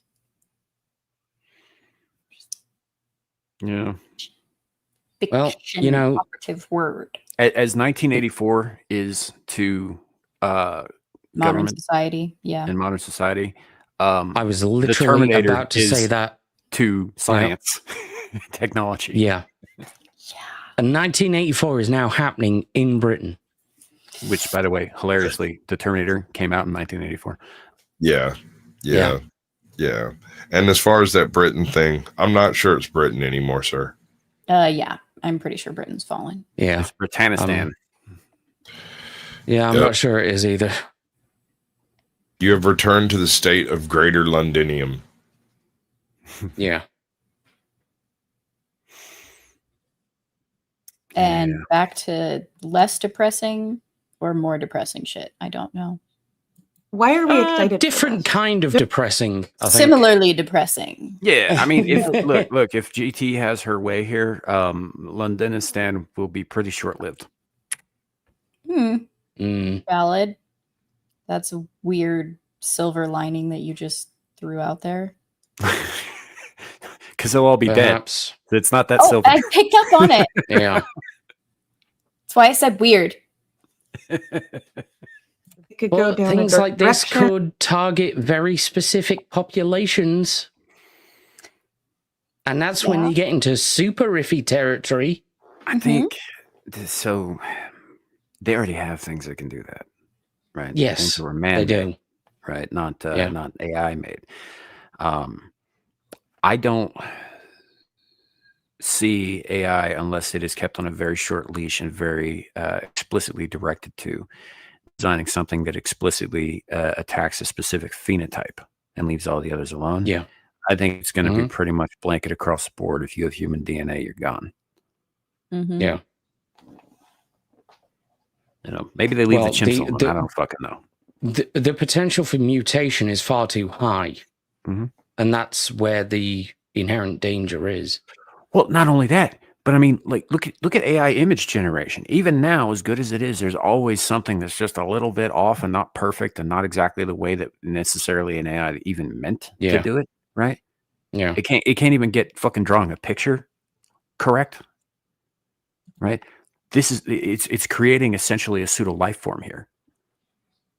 Yeah. Right. Because there's some debate as to whether viruses are even actually alive because they don't quite fit all of the qualifications for that. But yeah, there's that whole functioning part. It doesn't function until it comes into contact with something that it can use. Yeah. Yeah, they're more like little machines than they are like little.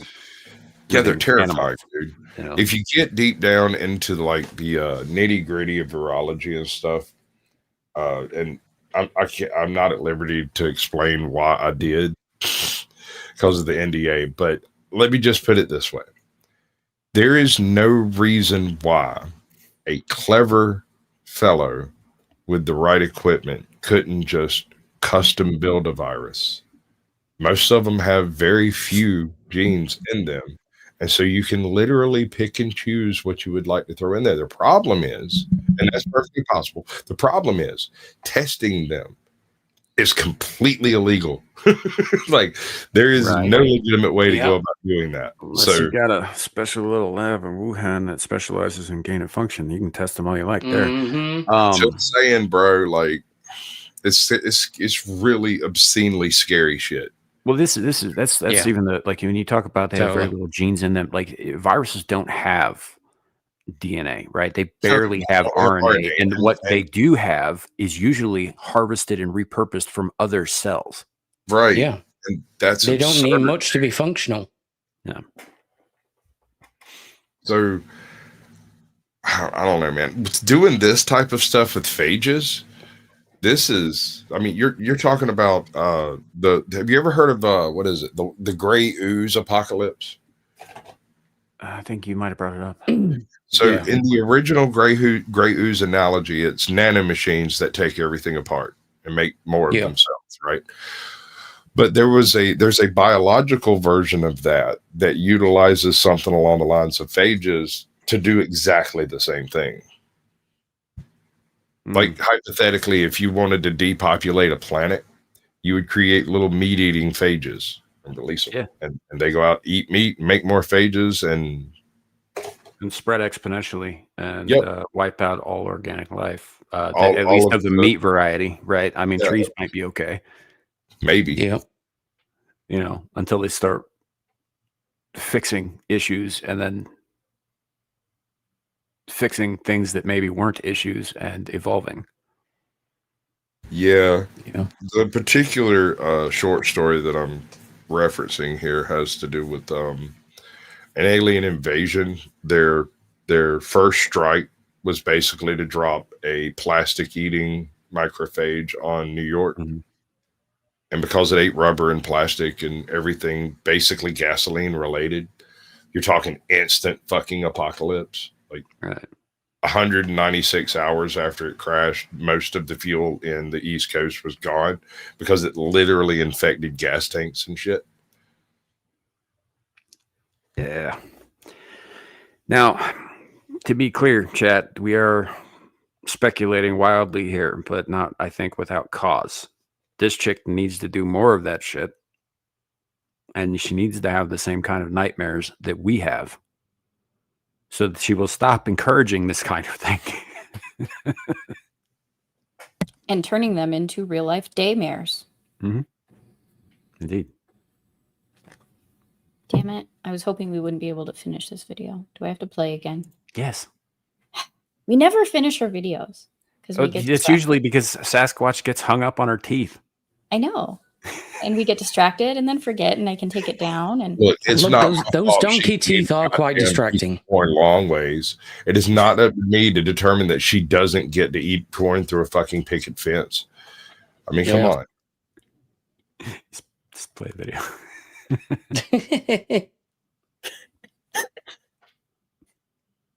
And yeah, that's possible too, but do understand bacteriophages are much simpler than ones that impact eukaryotes like us. Now, why are we excited for this? There's a problem with getting antibiotics to market, and there's some conditions which are incurable that you would preferably want to be curable. Bacteriophages has always been... Stop there. Super gonorrhea. What? So, apparently... super gonorrhea is already a thing, and they're using this tech as a potential treatment for it. Where the fuck did super gonorrhea come from? From us. From every hospital and every person out there who has a little cut on their finger taking a handful of goddamn antibiotics and not completing the course. Yep. You know, because I feel better now. Yep. Super gonorrhea has got to be the worst superhero I've ever heard of. Yeah. Is he worse than Jizzman from space? Jizzman from space. Actually. I mean, you can deal with Jizzman. Hold up. No, so Jizzman is the hero, right? Along with his sidekick Swallow. We've already got one villain in this stable. That's Reservoir Tip. I think it's time for Super Gonorrhea. Yeah, there you go. To make a rise. Super Gonorrhea steps into the ring. Oh shit! It should be a really super sexy black chick. What, a Super Gonorrhea? Yeah, she should be green instead, but she should talk straight ghetto. I'm fucking sold, man. Damn. I was just like, what the fuck? This is usually how this goes. This is how we created Jizzman from space in the first place, which, by the way, Gal was a part of. I'm talking like, imagine Cardi B, but green. Or Beyonce, but green. Green lipstick. But I mean... There's nothing wrong with green Hell lipstick. yeah. Green boils instead of lips, maybe. I mean, we could work on the imagery. Personally, I think we'll work on it. Suka, if you see this, get back to me about it. I get that you're trying to make these creatures terrifying, and I totally dig it with Reservoir Tips, but Super Gonorrhea has to be bangable, or else it doesn't work. Right. So otherwise it can't spread. It doesn't work at all, and so. If all the superheroes can all be completely disgusting, everything, but Super Gonorrhea ought to be hot. No, I agree. It's I know that chick ain't real, and I already want to bang her. Right? Fuck. Exactly. Like I'm just spinning here. I've got ideas now. Like, yes, Super Gonorrhea needs to be hot. We already know Reservoir Tip is a fat lady who's very unattractive with bad hair. I also need to throw in somebody named Cockblock somewhere. I'll work on that. It's this world will take shape, and we are going to beat the pants off of Marvel and then fuck them. I got it, dude. I got it. Cockblock is going to be the fat friend of Super Gonorrhea because the fridge fattest friend. She's gonna be the square bitch. Look like fucking Hank Hill. Anyway, play the video. Okay, now. I must. Considered as a potential therapy for bacterial infections, but it's never been terribly effective. After all, bacteria are made to overcome their phages. If you could design one specifically for that bacteria, even more so, one that it is very unlikely to overcome because it may overcome ones that it's familiar with. You could design something that could be created quickly that could also knock out infections. Of course, there's a whole lot that it's going to have to go through first. Not kidding. It does have to go through clinical trials, but it's another tool in our tool belt to fight something that mankind is. Yeah, we could just warp speed that shit into an absolute world-dominating structure. Nah, hard pass. Right. And this, by the way, this is why I keep bringing this shit up. I know it horrifies Sasquatch every time he sees her sparkling pearly whites on the screen. But the reason I keep bringing this shit up is because this is one of the few places where I'm seeing anybody talk about the wild shit that's going on in the world of science. Yeah. Right. They're not, it's not being published out there in normie journals. It's not being talked about in the fucking news. It's not even being mentioned by the fucking the health department in the government, who is supposed to be on top of this shit. And bearing in mind as well, this is just the shit that's public. Yeah. So this is why we keep coming back to her, because she's one of the few people, whether I agree with her or not, who is actually doing the work of bringing this out to public. And I think it's important that we all understand what kind of fucking apocalypse we're actually going to be in for. I just kind of wish you wouldn't do it with such a rah-rah-ree attitude. I mean, it's like most scientists. She fucking hates people and she wants them all dead. I wish, like, she would get some sun and maybe eat some meat. That's all. Yeah. Maybe get some dental work, just. I mean, hopefully the dental work before eating the meat. Yeah. Sam See what you did there.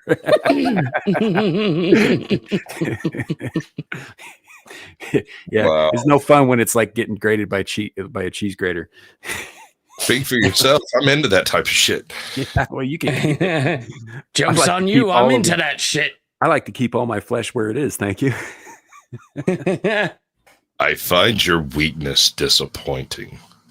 Yeah, I'm not going to say anything here publicly about that, but I'll tell you something after the show backstage.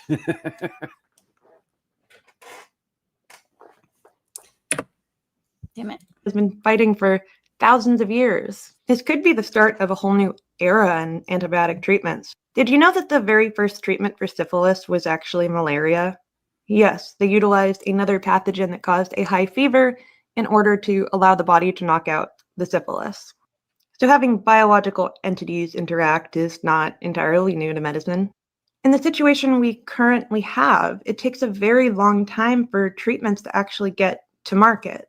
It's extraordinarily expensive and it's not very profitable once it gets there. It's not something that people are going to be using continuously for a long period. We need to come up with new mechanisms to get antibiotics to market, and using AI is one of them, not just for designing phages, but for designing antibiotics that can target resistant microbes. So this is a real problem she's talking about here. Like, she's got to know the antibiotic resistance crisis, because even with people who are finishing the courses, as Sasquatch mentioned earlier, most people aren't. That's true. But even with people who are, the fact of the matter is the bacteria we've used antibiotics against for the last 100 years or so have been overexposed to it. They are adapting to it, and they are moving past it. That's where the super part of super gonorrhea comes from. It's just gonorrhea. It's just bacteria. It's resistant to the things that we've traditionally used to kill it. Right. Sooner or later, penicillin won't work on anyone. And when that day comes, when we have, amoxicillin's right behind it, on its way out the door. And as soon as that day comes when we don't have antibiotics that work anymore, we're going to be back in the fucking dark ages. We're talking massive spikes in infection rates, in surgeries. It's going to be fucking bad. And it's coming sooner than y'all think. Literally biblical. Yeah. It's going to fuck everything up. Think the Egyptians. People will die of paper cuts again. Yeah. So this is a real problem, and I understand them trying to find solutions to this. I just don't think that AI-generated viruses are the answer. This is an area where... Sorry. Maybe they'll prove me wrong, but I'm not on board with that part of it yet. Yeah. AI really excels at, and I think it's an ethical and effective way to use it. There is, of course, a very scary aspect of this is just the start, and what else can people do with AI to design these kinds of biological entities? But being able to create things that are this targeted this quickly, yeah, I could see that going very wrong. So what do you think? Designing viruses a good thing or a bad thing, or somewhere in between? My personal opinion is that I have high hopes for technology, but rarely is it ever used in exclusively good ways. Nefarious. She's not wrong. So she knows. Yeah, she does. She's a willing participant with full knowledge. Sure. Of the impact. I just fuck you even more, bitch. There could be nefarious uses for it. Some next steps will be designing genomes for whole organisms, which is already in the works. Follow, like, subscribe, whatever, if you want. It's already happened. Yep. Shadow coming in. What's up, Shadow? We're doing fine. We're just talking about how your whole generation is going to be fucked medically, one way or the other. That. So, that. Your generation needs you, Shadow. Save them. I don't think he can do anything about this particular problem. But the other thing, go out and make white babies. Lots of them. You can do something about that. Be white, Sam. Because he's got to save his race. They're dying out. White people ain't making babies like they used to. Neither are Asians. Yeah, but that's because they just gave up. I mean, sort of. Especially in Japan. It's one of those things that whenever you have, generally speaking, any society that becomes rich enough, the rate of reproduction slows down massively. Yeah. You know what would be great, actually? If you could swap, do a swap. I know this would never happen because the fucking Koreans hate the Japanese, but not anymore. That's not prominent in their societies anymore. They're actually. It is a thing with some of the older Koreans. Yes, with the older, but they're getting phased out. But anyway, my point is like I doubt this would happen. But if you could swap the Korean men who are being blue-balled by the 4B movement in South Korea with the incels who refuse to even look at a woman in the eye in Japan, just like switch places with them, right? I mean, sooner or later, some of these people are going to end up dying out anyway because they're not making babies, right? So you might as well take the ones who are willing to make babies from the one place and put them with the ones who are willing to make babies in the other place and let the others just kind of like separate and die apart, right? Problem solved. Yeah, don't think anything really works like that, though. It could, though. It could. It just would require a draconian approach that I think most wouldn't be comfortable with, and that I, in fact, probably would be against had it been somebody else who came up with the idea.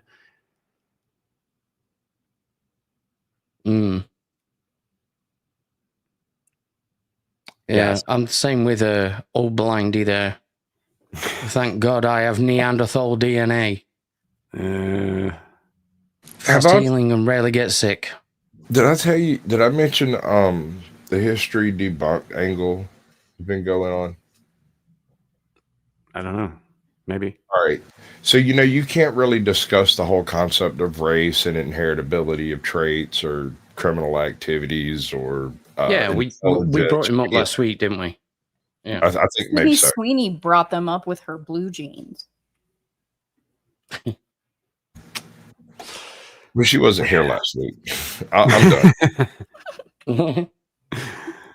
Yeah, no, it's I don't know. I think that something needs to happen because we're going to see several demographics just disappear off the fucking face of the earth with a little bit more time if they don't start breeding. And so Shadoo, the entire future of the white race hangs on your shoulders. Your compatriots too, but we know they're all off fucking mutilating their genitals and dyeing their hair funky colors. So it's you. It's up to you. It has to be you. Make as many babies as you can. You should see what he put. I'm all for it. Draconian oppression. Yeah, I know he is. Shut up, I know he is. Fucking hell. So she has good genes, though. She does, in fact, have good genes. Although I don't think she's got a great ass, but she has good genes. It's kind of flat, actually. Like most of the curves ended up on her chest. Oh hell yeah! Oh man. What about this one? I don't know. Can you bring that up? I could. Super gonorrhea. I don't know why you got to ruin green. It's gonorrhea. I don't care. I mean, I mean, it has to be overly green. I mean, it's gonorrhea. Fuck yeah, it's green. And I kind of feel like she should have dreads. Drippy dreads. I don't know. I kind of got that's a bit too far. Think like a really ghetto Poison Ivy. Although I do like the chunk. The chunk makes this work. This chick, yeah, totally doable. Hell yeah. Like, baby got back. Yeah. I don't know. I would thicker if you want. I would go the other direction. This is some weird science shit right now. I'd bring that waist and those shoulders in a little bit. We keep the bust, keep the hips, but tighten it up a little bit. Right? She's a superhero. She doesn't actually have to abide by physics. Right. We don't need to know where she puts her organs. That's all I'm saying.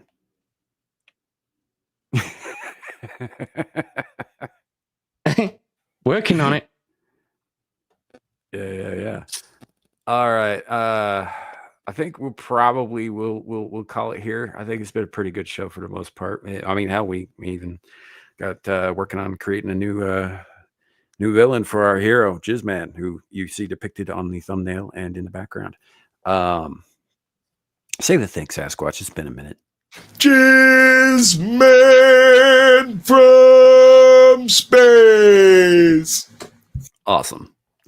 Thank you for that. And if any of you out there are old fuckers and that made you think of Captain Caveman, welcome to the club. I was just thinking about a space movie from 1992. Yeah. Mm-hmm. Who wouldn't? Yeah. So, yeah. So anyway, I think that's a great note to end it on, though. We've gone 2 hours. We covered everything I planned to cover today, which almost never fucking happens. And we had some fantastic tangential conversation. So good show. Good show, everybody. Abe, where can people find you coming up? Oh, you can find me fucking everywhere. Abe's going to get you. Fucking everywhere. Yeah. Even in public? Everywhere. Just fucking everywhere. He's like the English version of super gonorrhea. Ah. Yeah. He's super herpes. Oh, just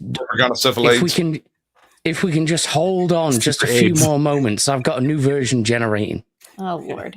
Yeah, well, this would be the ideal moment to start listing all of the shit that you're on. Probably, yeah. I just had a thought.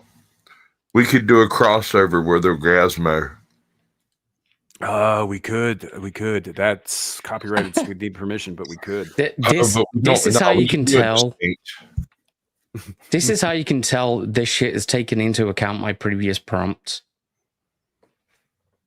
Oh, is this the new one? Let me just bring this fucker up. Oh, you fucker, you brought her.